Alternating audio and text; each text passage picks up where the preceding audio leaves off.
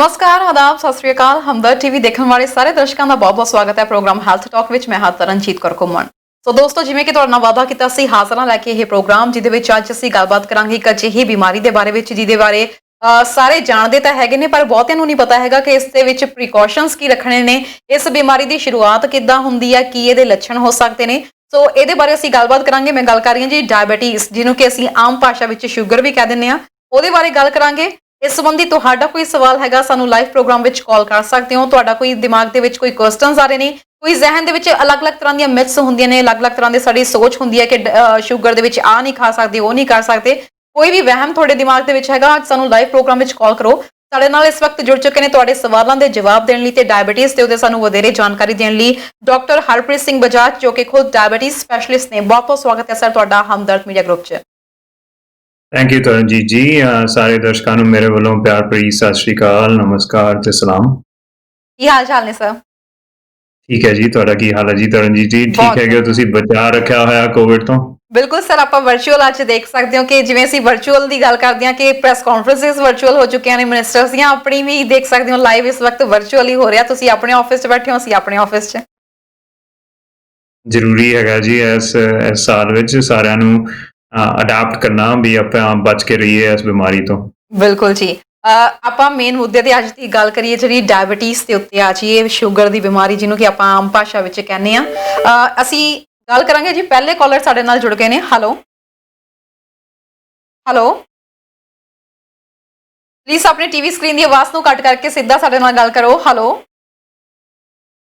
ਜੀ, ਆਪਣੇ ਦਰਸ਼ਕ ਨੂੰ ਅਸੀਂ ਕਵਾਂਗੇ ਕਿ ਤੁਸੀਂ ਦੁਬਾਰਾ ਸਾਨੂੰ ਕਾਲ ਕਰ ਸਕਦੇ ਹੋ ਪ੍ਰੋਗਰਾਮ ਦੇ ਵਿੱਚ। ਜੀ ਸਰ, ਗੱਲ ਕਰਦੇ ਹਾਂ ਡਾਇਬੀਟੀਜ਼ ਦੀ।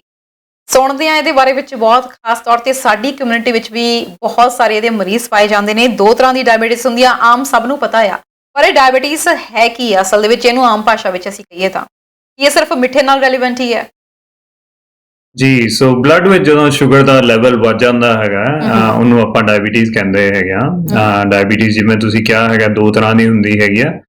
ਟਾਈਪ 1 ਡਾਇਬੀਟੀਜ਼ ਹੁੰਦੀ ਹੈ ਜਿਹੜੀ ਜ਼ਿਆਦਾਤਰ ਬੱਚਿਆਂ ਵਿੱਚ ਹੁੰਦੀ ਹੈ ਸ਼ੁਰੂ, ਮਤਲਬ 10 12 13 ਸਾਲ ਦੇ ਬੱਚਿਆਂ ਵਿੱਚ ਸ਼ੁਰੂ ਹੁੰਦੀ ਹੈਗੀ ਆ। ਉਹਦੇ ਵਿੱਚ ਉਹ ਪੈਨਕ੍ਰੀਅਸ ਜਿਹੜਾ ਕਿ ਇਨਸੂਲਿਨ ਬਣਾਉਂਦਾ ਹੁੰਦਾ, ਹਾਰਮੋਨ ਬਣਾਉਂਦਾ ਹੁੰਦਾ। ਪੈਨਕ੍ਰੀਅਸ ਹੁੰਦਾ ਇੱਕ ਢਿੱਡ ਦੇ ਥੱਲੇ ਇੱਕ ਆਰਗਨ ਹੁੰਦਾ, ਉਹਦਾ ਕੰਮ ਹੁੰਦਾ ਇਨਸੂਲਿਨ ਬਣਾਉਣਾ। ਇਨਸੂਲਿਨ ਦਾ ਕੰਮ ਹੁੰਦਾ ਸ਼ੂਗਰ ਨੂੰ ਕੰਟਰੋਲ ਵਿੱਚ, ਲੈਵਲ ਵਿੱਚ ਰੱਖਣਾ। ਤੇ ਬੱਚਿਆਂ ਵਿੱਚ ਜਦੋਂ ਟਾਈਪ 1 ਡਾਇਬੀਟੀਜ਼ ਹੁੰਦੀ ਹੈ ਤਾਂ ਪੈਨਕ੍ਰੀਅਸ ਇੱਕ ਤਰ੍ਹਾਂ ਨਾਲ ਜ਼ੀਰੋ ਹੋ ਜਾਂਦਾ, ਖਤਮ ਹੋ ਜਾਂਦਾ ਤੇ ਇਨਸੂਲਿਨ ਬਣਾਉਣਾ ਬਿਲਕੁਲ ਬੰਦ ਕਰ ਦਿੰਦਾ ਹੁੰਦਾ। ਤਾਂ ਉਹਨਾਂ ਦੀ ਸ਼ੂਗਰ ਜਿਹੜੀ ਹੈਗੀ ਹੈ ਬਹੁਤ ਵੱਧ ਜਾਂਦੀ ਹੈਗੀ ਹੈ। ਤੇ ਜੇ ਇੱਕ ਵੀ ਦਿਨ 2 ਦਿਨ ਇਨਸੂਲਿਨ ਨਾ ਲਗਾਉਣ, ਬਲਕਿ ਉਹਨਾਂ ਦੇ ਵਿੱਚ ਉਹ ਜਾਨਲੇਵਾ ਵੀ ਹੋ ਸਕਦੀ ਹੈਗੀ ਹੈ। ਸੋ ਉਹਨਾਂ ਬੱਚਿਆਂ ਵਿੱਚ ਕਿਉਂਕਿ ਇਨਸੂਲਿਨ ਜ਼ੀਰੋ ਬਣ ਰਿਹਾ ਹੁੰਦਾ ਤੇ ਇਸ ਲਈ ਉਹਨਾਂ ਨੂੰ ਸ਼ੁਰੂਆਤ ਤੋਂ ਹੀ ਇਨਸੂਲਿਨ ਦੇ ਟੀਕੇ ਲਗਾਉਣੇ ਜਿਹੜੇ ਹੈਗੇ ਨੇ ਜ਼ਰੂਰੀ ਹੋ ਜਾਂਦੇ ਨੇ। ਜਿਹੜੀ ਆਪਾਂ ਟਾਈਪ 2 ਡਾਇਬੀਟੀਜ਼ ਦੀ ਗੱਲ ਕਰਦੇ ਹੈਗੇ ਆ, ਉਹ ਜ਼ਿਆਦਾਤਰ ਲੋਕਾਂ ਨੂੰ ਟਾਈਪ 2 ਡਾਇਬੀਟੀਜ਼ ਹੁੰਦੀ ਹੈਗੀ ਆ, ਜਿਹੜੀ ਕਿ ਵੱਡੀ ਉਮਰ ਵਿੱਚ ਹੁੰਦੀ ਸੀ। ਵੈਸੇ ਤਾਂ ਪਹਿਲਾਂ ਆਪਾਂ ਦੇਖੀਏ 20-30 ਸਾਲ ਪਹਿਲਾਂ ਤੇ 50-60 ਸਾਲ ਤੋਂ ਬਾਅਦ ਹੀ ਹੁੰਦੀ ਸੀਗੀ, ਪਹਿਲਾਂ ਨਹੀਂ ਹੁੰਦੀ ਸੀਗੀ। ਪਰ ਅੱਜ ਕੱਲ੍ਹ ਦੇਖਿਆ ਜਾ ਰਿਹਾ ਹੈਗਾ, ਸਪੈਸ਼ਲੀ ਆਪਣੀ ਕਮਿਊਨਿਟੀ ਵਿੱਚ, ਜਿਵੇਂ ਤੁਸੀਂ ਕਿਹਾ ਹੈਗਾ ਤਰਨਜੀਤ ਜੀ, ਆਪਣੀ ਕਮਿਊਨਿਟੀ ਵਿੱਚ, ਸਾਊਥ ਏਸ਼ੀਅਨਸ ਵਿੱਚ, ਦੇਸੀ ਲੋਕਾਂ ਵਿੱਚ ਇਹ ਬਿਮਾਰੀ ਕਈਆਂ ਵਿੱਚ 18-20 ਸਾਲ 30 ਸਾਲ ਤੇ ਵੀ ਸ਼ੁਰੂ ਹੋ ਰਹੀ ਹੈਗੀ ਆ। ਉਹਦੇ ਵਿੱਚ ਟਾਈਪ 2 ਡਾਇਬੀਟੀਜ਼ ਵਿੱਚ ਕੀ ਹੁੰਦਾ ਕਿ ਪੈਨਕ੍ਰੀਅਸ ਇਨਸੂਲਿਨ ਬਣਾ ਰਿਹਾ ਪਰ ਪੂਰਾ ਨਹੀਂ ਬਣਾ ਰਿਹਾ, ਉਹਨਾਂ ਨਹੀਂ ਬਣਾ ਰਿਹਾ ਜਿੰਨਾ ਮੋਟਾਪਾ ਉਹਦੀ ਡਿਮਾਂਡ ਕਰ ਰਿਹਾ ਹੈਗਾ। ਮੋਟਾਪੇ ਨਾਲ ਇਨਸੂਲਿਨ ਦੀ ਡਿਮਾਂਡ ਵੱਧ ਜਾਂਦੀ ਹੈਗੀ ਆ ਤੇ ਇਨਸੂਲਿਨ ਉਹਨਾਂ ਪੂਰਾ ਨਹੀਂ ਬਣਦਾ। ਇਸ ਕਰਕੇ ਉਹ ਕਹਿ ਸਕਦੇ ਹੋ ਮਿਸਮੈਚ ਹੋ ਜਾਂਦਾ, ਉਹ ਬੈਲੈਂਸ ਨਹੀਂ ਰਹਿੰਦਾ ਹੈਗਾ ਤੇ ਪੂਰਾ ਇਨਸੂਲਿਨ ਨਹੀਂ ਬਣਦਾ ਮੋਟਾਪੇ ਦੇ ਕਰਕੇ। ਫਿਰ ਉਹਦੇ ਨਾਲ ਸ਼ੂਗਰ ਜਿਹੜੀ ਹੈਗੀ ਵੱਧ ਜਾਂਦੀ ਹੈਗੀ ਤੇ ਉਹਨੂੰ ਆਪਾਂ ਫਿਰ ਟਾਈਪ 2 ਡਾਇਬੀਟੀਜ਼ ਕਹਿੰਦੇ ਹੈਗੇ ਆ। 90% ਜਿਹੜੀ ਡਾਇਬੀਟੀਜ਼ ਹੁੰਦੀ ਆ ਉਹ ਟਾਈਪ 2 ਡਾਇਬੀਟੀਜ਼ ਹੁੰਦੀ ਹੈ ਜੀ।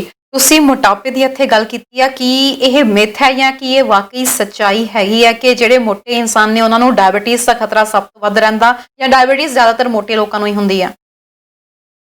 ਜੀ, ਜ਼ਿਆਦਾਤਰ ਜੇ ਆਪਾਂ ਗੱਲ ਕਰੀਏ ਤਾਂ ਮੋਟੇ ਲੋਕਾਂ ਨੂੰ ਹੀ ਹੁੰਦੀ ਹੈਗੀ ਆ, ਕੁਝ ਪਤਲੇ ਲੋਕਾਂ ਨੂੰ ਵੀ ਹੋ ਸਕਦੀ ਹੈਗੀ ਆ। ਮੈਂ ਇੱਥੇ ਇੱਕ ਉਦਾਹਰਨ ਦੇਵਾਂਗਾ, ਐਗਜ਼ਾਮਪਲ ਦੇਵਾਂਗਾ ਵੀ ਆਪਾਂ ਜੇ ਹਾਈਵੇ ਤੇ ਕਾਰ ਚਲਾਉਂਦੇ ਹੈਗੇ ਆ ਤੇ 100 ਕਿਲੋਮੀਟਰ ਪਰ ਆਵਰ ਦੀ ਸਪੀਡ ਲਿਮਿਟ ਹੈਗੀ ਆ ਤੇ ਜਿਹੜੇ ਲੋਕ 200 ਕਿਲੋਮੀਟਰ ਪਰ ਆਵਰ ਤੇ ਚਲਾਉਣਗੇ ਤੇ ਉਹਨਾਂ ਦਾ ਖਤਰਾ ਜ਼ਿਆਦਾ ਹੋ ਜਾਂਦਾ ਐਕਸੀਡੈਂਟ ਹੋਣ ਦਾ।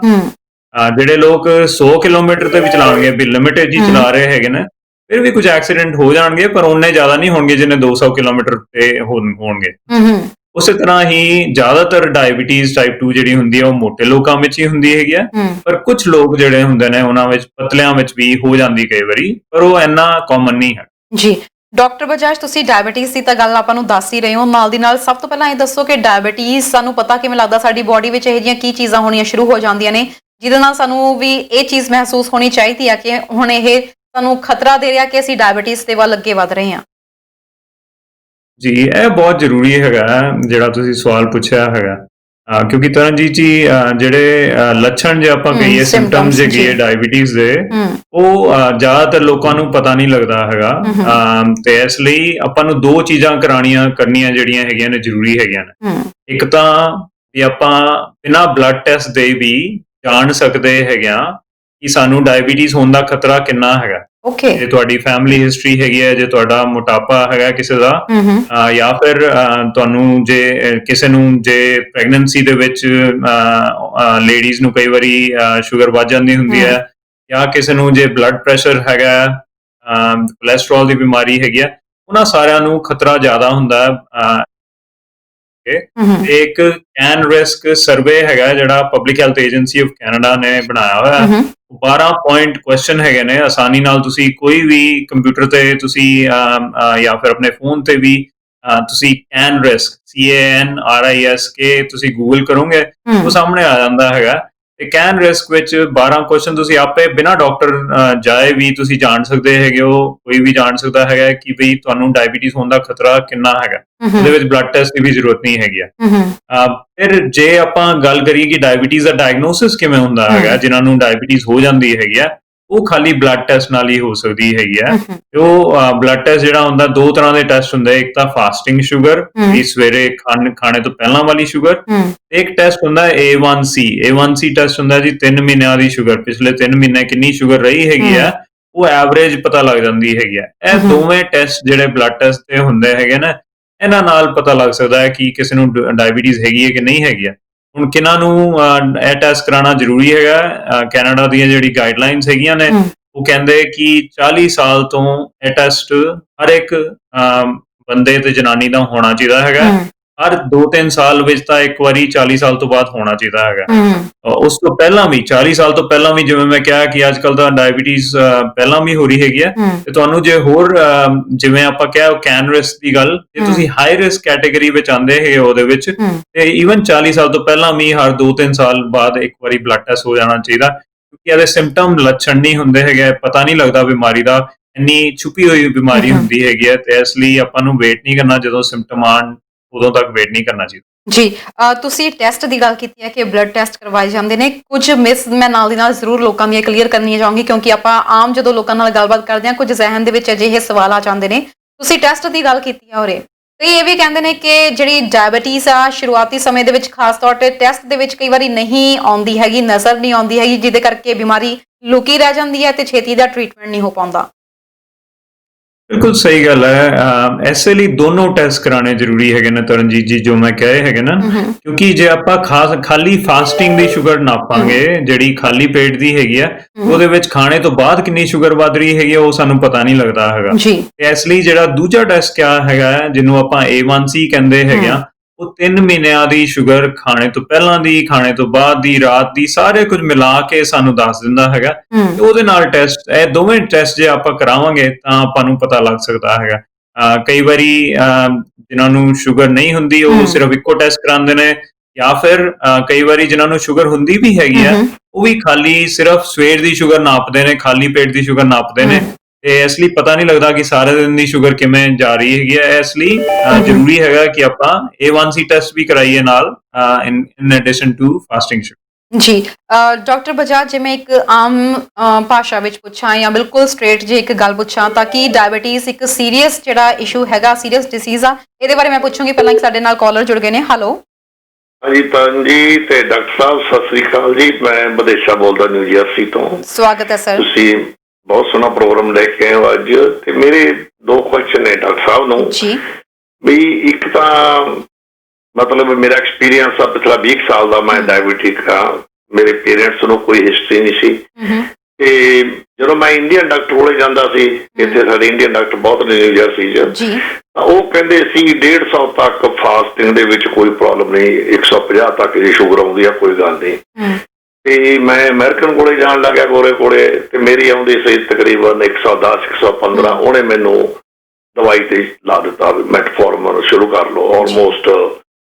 ਤੇ ਮਤਲਬ ਇਹਦਾ ਕੋਈ ਪੱਕਾ ਇਲਾਜ ਹੈ? ਕੋਈ ਇਹਦਾ ਕੋਈ ਤੁਹਾਡੇ ਹਿਸਾਬ ਨਾਲ ਵੀ ਕੋਈ ਇਹਦਾ ਕੋਈ ਹੱਲ ਹੋਰ ਵੀ ਹੋ ਸਕਦਾ? ਕਿਉਂਕਿ ਡਾਈਟ ਵੀ ਬੜੀ ਧਿਆਨ ਰੱਖੀਦੀ ਆ, ਤੇ ਸ਼ੂਗਰ ਵੀ ਚੈੱਕ ਕਰੀਦੀ ਆ। ਇਹ ਜਿਹੜਾ A1C ਆ, ਇਹ ਕਈ ਵਾਰੀ 150 ਵੀ ਹੋ ਜਾਂਦਾ, ਕਈ ਵਾਰੀ ਮਤਲਬ 8 ਪੁਆਇੰਟ ਵੀ ਹੋ ਜਾਂਦਾ, ਕਈ ਵਾਰੀ 7.6 ਹੁੰਦਾ, ਤੇ ਮਿਨੀਮਮ 7 ਤੇ ਆ ਕੇ ਰੁਕ ਜਾਂਦਾ। ਇਹਦਾ ਕੋਈ ਮਤਲਬ ਪਰਮਾਨੈਂਟ ਹੱਲ ਵੀ ਹੈਗਾ ਜਾਂ? ਕਿਉਂਕਿ ਜਿਹੜੀ ਵੀ ਸਪੈਸ਼ਲਿਸਟ ਕੋਲੇ ਜਾਈਏ, ਇੱਥੇ ਇੱਕ ਰਿਵਾਜ ਆ, ਉਹਨਾਂ ਨੇ ਹਮੇਸ਼ਾ ਇੱਕ ਨਵੀਂ ਦਵਾਈ ਹੋਰ ਐਡ ਕਰ ਦੇਣੀ ਹੁੰਦੀ ਆ, ਜਿਹੜਾ ਅਨਫੋਰਚੂਨੇਟਲੀ ਮਤਲਬ ਚੱਲਦਾ ਆਪਣੇ ਇੱਥੇ ਮੈਡੀਕਲ ਲਾਈਨ ਦੇ ਵਿੱਚ, ਕਿਉਂਕਿ ਕਾਰਪੋਰੇਟ ਚ। ਇਹਦੇ ਬਾਰੇ ਤੁਸੀਂ ਕੋਈ ਵਧੀਆ ਐਡਵਾਈਸ ਕੀ ਦੇ ਸਕਦੇ ਹੋ ਵੀ ਅਸੀਂ ਹੋਰ ਕਿਹੜੇ ਤਰੀਕੇ ਨਾਲ ਕੰਟਰੋਲ ਕਰ ਸਕਦੇ ਆ? ਕੋਈ ਪੱਕਾ ਹੱਲ ਇਹਦਾ ਹੋਵੇ। ਬਦੇਸ਼ਾ ਜੀ ਤੁਸੀਂ ਹੋਲਡ ਰਹੋ ਇੱਕ ਮਿੰਟ, ਮੈਂ ਡਾਕਟਰ ਸਾਹਿਬ ਨੂੰ ਪੁੱਛਣਾ, ਤੁਹਾਡੇ ਤੋਂ ਕੁਝ ਪੁੱਛਣਾ ਤਾਂ ਨਹੀਂ ਜੀ? ਡਾਕਟਰ ਬਜਾਜ, ਤੁਸੀਂ ਇਹਨਾਂ ਨੂੰ ਕੁਝ ਪੁੱਛਣਾ ਚਾਹੁੰਦੇ ਹੋ ਜਾਂ ਆਪਾਂ ਟੀਵੀ ਸਕਰੀਨ ਤੇ ਆਨਸਰ ਦਈਏ? ਨਹੀਂ ਟੀਵੀ ਸਕਰੀਨ ਤੇ ਆਨਸਰ ਦੇ ਰਹੇ ਹਾਂ। ਤੁਸੀਂ ਟੀਵੀ ਸਕਰੀਨ ਤੇ ਆਨਸਰ ਸੁਣ ਲਿਓ ਜੀ। ਥੈਂਕ ਯੂ ਕਾਲ ਕਰਨ ਲਈ ਜੀ ਸਰ।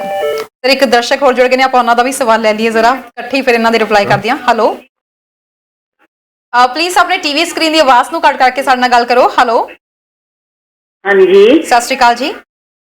ਸਤਿ ਸ਼੍ਰੀ ਅਕਾਲ ਜੀ। ਹਾਂਜੀ, ਕਿੱਥੋਂ ਬੋਲ ਰਹੇ ਹੋ ਜੀ? ਮੈਂ ਕੈਲਗਰੀ ਤੋਂ ਬੋਲਦੀ ਹਾਂ। ਹਾਂਜੀ, ਕੀ ਤੁਹਾਡਾ ਸਵਾਲ ਹੈ? ਮੇਰਾ ਸਵਾਲ ਇਹ ਆ ਕਿ ਮੈਨੂੰ ਸ਼ੂਗਰ ਆ, ਤਕਰੀਬਨ 1998 ਤੋਂ ਸ਼ੂਗਰ ਆ ਮੈਨੂੰ ਜੀ। ਮੈਮ ਆਪਣੀ ਟੀਵੀ ਸਕਰੀਨ ਦੀ ਪਲੀਜ਼ ਪਿੱਛੇ ਟੀਵੀ ਸਕਰੀਨ ਦੀ ਆਵਾਜ਼ ਥੋੜੀ ਜਿਹੀ ਘੱਟ ਕਰ ਦਿਓ। ਅੱਛਾ ਜੀ ਹਾਂਜੀ, ਤੁਸੀਂ ਦੱਸ ਰਹੇ ਹੋ 1998 ਤੋਂ ਤੁਹਾਨੂੰ ਸ਼ੂਗਰ ਹੈ? ਹਾਂਜੀ ਜੀ। ਤੇ ਹੁਣ ਮੈਂ ਦਵਾਈ ਪਹਿਲਾਂ ਇੰਡੀਆ ਖਾਂਦੀ ਸੀਗੀ, ਤੇ ਮੈਂ ਗਲਾਈਕੋਮੈਟ GP2 ਫੋਰਟ ਗੋਲੀ ਜਿਹੜੀ ਸੀਗੀ, ਉਹ ਮੈਨੂੰ ਡਾਕਟਰ ਨੇ ਸੁਜੈਸਟ ਕੀਤੀ ਉਹ ਸੀ ਜੀ, ਤੇ ਮੈਂ ਉਹ 2 ਟਾਈਮ ਖਾਂਦੀ ਸੀ। ਉਹ 1000 mg ਦੀ ਆ ਜੀ। ਤੇ ਸ਼ੂਗਰ ਨਹੀਂ ਹੁਣ ਮੇਰੀ ਜਿਹੜੀ ਆ, ਉਹ ਪਹਿਲਾਂ ਮੇਰੀ ਸ਼ੂਗਰ ਬਹੁਤ ਘਟਦੀ ਹੁੰਦੀ ਸੀਗੀ, ਤੇ ਘਟ ਜਾਂਦੀ ਸੀ ਇੱਕਦਮ ਅਚਾਨਕ, ਕਈ ਵਾਰੀ ਰਾਤ ਨੂੰ ਘਟ ਜਾਣੀ, ਕਈ ਵਾਰੀ ਸਵੇਰੇ 4 ਵਜੇ, ਕਦੀ 5 ਵਜੇ, ਕਦੀ 6 ਵਜੇ ਜੀ, ਜ਼ਿਆਦਾ ਘਟ ਜਾਂਦੀ ਹੁੰਦੀ ਸੀ, ਜਿੱਦਾਂ ਤਕਰੀਬਨ 56-60 ਏਦਾਂ ਆ ਜਾਂਦੀ ਸੀ ਜੀ। ਤੇ ਹੁਣ ਦਵਾਈ ਜਿਹੜੀ ਆ ਇੱਥੇ ਮੈਂ ਉਹ ਇੰਡੀਆ ਵਾਲੀ ਜਿਹੜੀ ਸੀ ਉਹ ਮੈਂ ਬੰਦ ਮਤਲਬ ਕਰਨੀ ਚਾਹੁੰਦੀ ਸੀ, ਮੈਂ ਕਿਹਾ ਮੈਨੂੰ ਇੰਡੀਆ ਤੋਂ ਮੰਗਾਉਣੀ ਪੈਂਦੀ ਆ ਜੀ।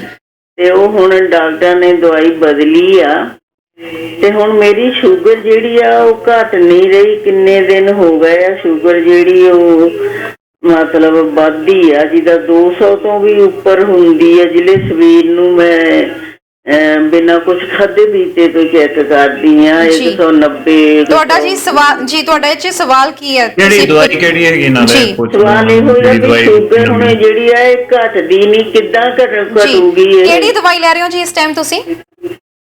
ਇਸ ਵੇਲੇ ਜੈਂਟਰ ਡਿਊਟੋ ਜੀ। ਜੈਂਟਲ ਕਿੰਨੇ ਮਿਲੀਗ੍ਰਾਮ? ਕਿੰਨੇ ਮਿਲੀਗ੍ਰਾਮ ਲੈ ਰਹੇ ਹੋ ਜੀ? ਇਹ 1000 ਮਿਲੀਗ੍ਰਾਮ ਦੀ ਹੈ ਇਹ ਵੀ ਜੀ। 2 ਲੈਂਦੇ ਹੋ?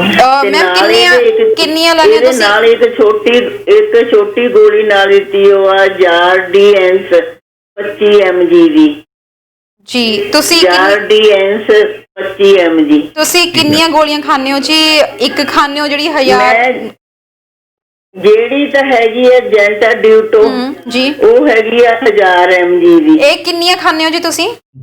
ਇਹ ਮੈਂ ਇੱਕ ਸਵੇਰੇ ਖਾਣੀ ਆ, ਇੱਕ ਸ਼ਾਮ ਨੂੰ ਖਾਣੀ ਆ। ਠੀਕ ਹੈ ਜੀ। ਤੁਸੀਂ ਟੀਵੀ ਸਕਰੀਨ ਤੇ ਆਨਸਰ ਸੁਣ ਸਕਦੇ ਹੋ ਜੀ। ਤੁਸੀਂ ਟੀਵੀ ਸਕਰੀਨ ਤੇ ਆਨਸਰ ਸੁਣ ਸਕਦੇ ਹੋ ਜੀ। ਕਾਲ ਕਰਨ ਲਈ ਤੁਹਾਡਾ ਬਹੁਤ ਬਹੁਤ ਧੰਨਵਾਦ ਜੀ। ਆਪਾਂ ਪਹਿਲਾਂ ਵਿਦੇਸ਼ਾ ਜੀ ਦੀ ਕਾਲ ਦਾ ਜਵਾਬ ਦਈਏ। ਇੱਕ ਦਰਸ਼ਕ ਪਹਿਲਾਂ ਸਰ ਹੋਰ ਚੁੱਕੇ ਨੇ, ਆਪਾਂ ਇਹਨਾਂ ਦੇ ਪਹਿਲਾਂ ਸਵਾਲ ਲੈ ਲਈਏ, ਫਿਰ ਨਾਲ ਦੀ ਨਾਲ ਇਹਨਾਂ ਦਾ ਰਿਪਲਾਈ ਵੀ ਕਰਦੇ ਹਾਂ। ਹੈਲੋ, ਸਤਿ ਸ਼੍ਰੀ ਅਕਾਲ ਜੀ। ਸਤਿ ਸ਼੍ਰੀ ਅਕਾਲ ਜੀ, ਕਿੱਥੋਂ ਬੋਲ ਰਹੇ ਹੋ ਜੀ? ਮੈਂ ਬ੍ਰਮਟਨ ਤੋਂ ਬੋਲ ਰਿਹਾ ਮੈਂ ਜੀ। ਸਰ ਕੀ ਸਵਾਲ ਹੈ ਤੁਹਾਡਾ? ਮੇਰਾ ਨਾਮ ਮੋਹਨ ਸੋਤ ਹੈ ਜੀ। ਮੇਰੀ ਪੋਤਰੀ ਆ, ਉਹ 2 ਸਾਲ ਲਈ ਪੜ੍ਹਨ ਲਈ ਆਈ ਸੀ, ਉਹ ਪੜ੍ਹ ਚੁੱਕੀ ਆ, ਉਹਨੂੰ ਉਹ ਮਿਲ ਗਿਆ ਹੋਇਆ ਵਾ ਉਹ ਜਿਹੜਾ ਹੁੰਦਾ ਵਾ ਕੰਮ ਕਰਨ ਲਈ 3 ਸਾਲ ਦਾ ਜੀ। ਜੀ ਲੱਗਦਾ ਸਾਡਾ ਸ਼ਾਇਦ ਫੋਨ ਉਹਨਾਂ ਨਾਲ ਡਿਸਕਨੈਕਟ ਹੋ ਗਿਆ। ਤੁਸੀਂ ਸਾਨੂੰ ਦੁਬਾਰਾ ਕਾਲ ਕਰ ਸਕਦੇ ਹੋ ਜੀ। ਸਰ ਆਪਾਂ ਪਹਿਲਾਂ ਵਿਦੇਸ਼ਾ ਜੀ ਦੀ ਕਾਲ ਦਾ ਜਵਾਬ ਦਈਏ, ਜਿਹੜੇ ਪੁੱਛ ਰਹੇ ਸਨ ਕਿ ਦਵਾਈ ਕੀ ਕੋਈ ਪੱਕਾ ਇਲਾਜ ਹੈ ਜਾਂ ਨਹੀਂ ਹੈ ਡਾਇਬੀਟੀਜ਼ ਦਾ। ਹਾਂਜੀ ਸੋ ਬਹੁਤ ਅੱਛਾ ਸਵਾਲ ਹੈਗਾ, ਕਿਉਂਕਿ ਆਪਾਂ ਸੋਚਦੇ ਹੈਗੇ ਆ ਕਿ ਬਿਮਾਰੀ ਦਾ ਪੱਕਾ ਇਲਾਜ ਮਤਲਬ ਕਿਉਰ ਹੋ ਜਾਣਾ ਚਾਹੀਦਾ ਹੈਗਾ। ਅਨਫੋਰਚੂਨੇਟਲੀ ਜਿਹੜੀ ਡਾਇਬੀਟੀਜ਼ ਦੀ ਬਿਮਾਰੀ ਹੈਗੀ ਹੈ ਉਹ ਐਵੇਂ ਦੀ ਬਿਮਾਰੀ ਨਹੀਂ ਹੈਗੀ ਹੈ ਜਿਹੜੀ ਇੱਕ ਵਾਰੀ ਸ਼ੁਰੂ ਹੋ ਜਾਵੇ ਤੇ ਉਹਨੂੰ ਖਤਮ ਕਰ ਸਕੀਏ ਬਿਮਾਰੀ ਨੂੰ। ਤਾਂ ਆਪਾਂ ਦੋ ਚੀਜ਼ਾਂ ਕਰ ਸਕਦੇ ਹੈਗੇ ਆ। ਜਿਨ੍ਹਾਂ ਨੂੰ ਡਾਇਬੀਟੀਜ਼ ਨਹੀਂ ਹੈਗੀ ਹੈ ਉਹਨਾਂ ਨੂੰ ਜ਼ਰੂਰੀ ਹੈਗਾ ਕਿ ਡਾਇਬੀਟੀਜ਼ ਤੋਂ ਪ੍ਰੀਵੈਂਸ਼ਨ ਕਰਨਾ, ਮਤਲਬ ਰੋਕਥਾਮ ਕਰਨਾ ਪਹਿਲਾਂ ਹੀ ਆਪਾਂ ਬਚ ਸਕਦੇ ਹੈਗੇ ਆ। ਸੋ ਆਪਾਂ ਕਹਿੰਦੇ ਆ, ਤੁਸੀਂ ਕਹਾਵਤ ਹੈਗੀ ਹੈ ਜਿਵੇਂ prevention is better than cure, ਪਰ ਇਹਦੇ ਵਿੱਚ ਕਹਾਵਤ ਡਾਇਬੀਟੀਜ਼ ਵਿੱਚ ਹੈਗੀ ਹੈ ਕਿ prevention is the only cure. ਇੱਕ ਵਾਰੀ ਡਾਇਬੀਟੀਜ਼ ਦੀ ਬਿਮਾਰੀ ਸ਼ੁਰੂ ਹੋ ਜਾਂਦੀ ਹੈਗੀ ਆ, ਅਨਫੋਰਚੂਨੇਟਲੀ ਉਹ ਜਿਵੇਂ ਟਾਈਮ ਬੀਤਦਾ ਹੈ, ਉਮਰ ਵੱਧਦੀ ਹੈਗੀ ਹੈ, ਡਾਇਬੀਟੀਜ਼ ਦੀ ਉਮਰ ਵੱਧਦੀ ਹੈਗੀ ਹੈ, ਤੇ ਬਿਮਾਰੀ ਹੋਰ ਜ਼ਿਆਦਾ ਖਰਾਬ ਹੁੰਦੀ ਹੈਗੀ ਹੈ, ਉਹ ਠੀਕ ਨਹੀਂ ਹੁੰਦੀ ਹੈਗੀ ਹੈ। ਕਿਉਂਕਿ ਜਿਹੜਾ ਪੈਨਕ੍ਰੀਅਸ, ਜਿਵੇਂ ਆਪਾਂ ਗੱਲ ਕਰ ਰਹੇ ਸੀਗੇ ਕਿ ਇਨਸੂਲਿਨ ਘੱਟ ਬਣਾਉਂਦਾ ਹੈਗਾ, ਜਦੋਂ ਡਾਇਬੀਟੀਜ਼ ਸ਼ੁਰੂ ਹੁੰਦੀ ਹੈ ਤਾਂ ਐਵਰੇਜ ਪੈਨਕ੍ਰੀਅਸ 50%, ਮਤਲਬ ਅੱਧਾ ਇਨਸੂਲਿਨ ਬਣਾਉਂਦਾ ਜਿੰਨਾ ਉਹਨੂੰ ਬਣਾਉਣਾ ਚਾਹੀਦਾ ਹੈਗਾ। ਤੇ ਉਸ ਤੋਂ ਬਾਅਦ ਹਰ ਸਾਲ 6-7% ਹੋਰ ਖਤਮ ਹੁੰਦਾ ਰਹਿੰਦਾ ਹੈ। ਇਸ ਕਰਕੇ ਇਹ ਬਿਮਾਰੀ ਜਿਹੜੀ ਹੈਗੀ ਹੈ ਵੱਧਦੀ ਰਹਿੰਦੀ ਹੈ, ਵਿਗੜਦੀ ਰਹਿੰਦੀ ਹੈ। ਜੇ ਆਪਾਂ ਪੜ੍ਹੀਏ ਤੇ ਉਹਨੂੰ ਕਹਿੰਦੇ ਆ ਪ੍ਰੋਗਰੈਸਿਵ ਡਿਜ਼ੀਜ਼, ਮਤਲਬ ਵੀ ਟਾਈਮ ਦੇ ਨਾਲ ਹੋਰ ਜ਼ਿਆਦਾ ਵਿਗੜ ਜਾਣੀ ਹੈਗੀ। ਦੋ ਚੀਜ਼ਾਂ ਫਿਰ ਆਪਾਂ ਕਰ ਸਕਦੇ ਹੈਗੇ ਆ ਉਹਨੂੰ ਵਿਗੜਨ ਤੋਂ ਬਚਾਉਣ ਵਾਸਤੇ। ਪਹਿਲੀ ਚੀਜ਼ ਜਿਹੜੀ ਹੈਗੀ ਹੈ ਉਹ ਹੈਗੀ ਹੈ ਵੀ ਆਪਾਂ ਡਾਇਟ ਤੇ ਐਕਸਰਸਾਈਜ਼ ਨਾਲ ਆਪਣਾ weight ਕੰਟਰੋਲ ਕਰੀਏ। ਇਹ ਚੀਜ਼ਾਂ ਜਿਹੜੀਆਂ ਨੇ, ਮਤਲਬ ਡਾਇਟ ਇਹ ਨਹੀਂ ਵੀ ਖਾਣਾ ਨਹੀਂ ਖਾਣਾ, ਇਹ ਵੀ ਨਹੀਂ ਕਿ ਵੀ ਮਿੱਠੇ ਨੂੰ ਹੀ ਮਿੱਠਾ ਸਮਝਣਾ। ਇਹ ਇੱਕ ਵਹਿਮ ਹੈਗਾ ਕਿ ਆਪਾਂ ਸੋਚਦੇ ਹਾਂ ਖਾਲੀ ਮਿੱਠੇ ਵਿੱਚ ਹੀ ਮਿੱਠਾ ਹੈਗਾ। ਰੋਟੀਆਂ ਵਿੱਚ ਜ਼ਿਆਦਾ ਮਿੱਠਾ ਹੈਗਾ ਐਪਲ ਤੋਂ। ਜਿਵੇਂ ਆਪਾਂ ਐਪਲ, ਸੇਬ ਦੀ ਗੱਲ ਕਰੀਏ ਤੇ ਸੇਬ ਵਿੱਚ ਆਪਾਂ ਸੋਚਦੇ ਹਾਂ ਮਿੱਠਾ ਹੈਗਾ, ਪਰ ਰੋਟੀ ਵਿੱਚ ਉਹਦੇ ਵਿੱਚ ਜ਼ਿਆਦਾ ਮਿੱਠਾ ਹੈਗਾ। ਤੇ ਆਪਾਂ ਇੱਕ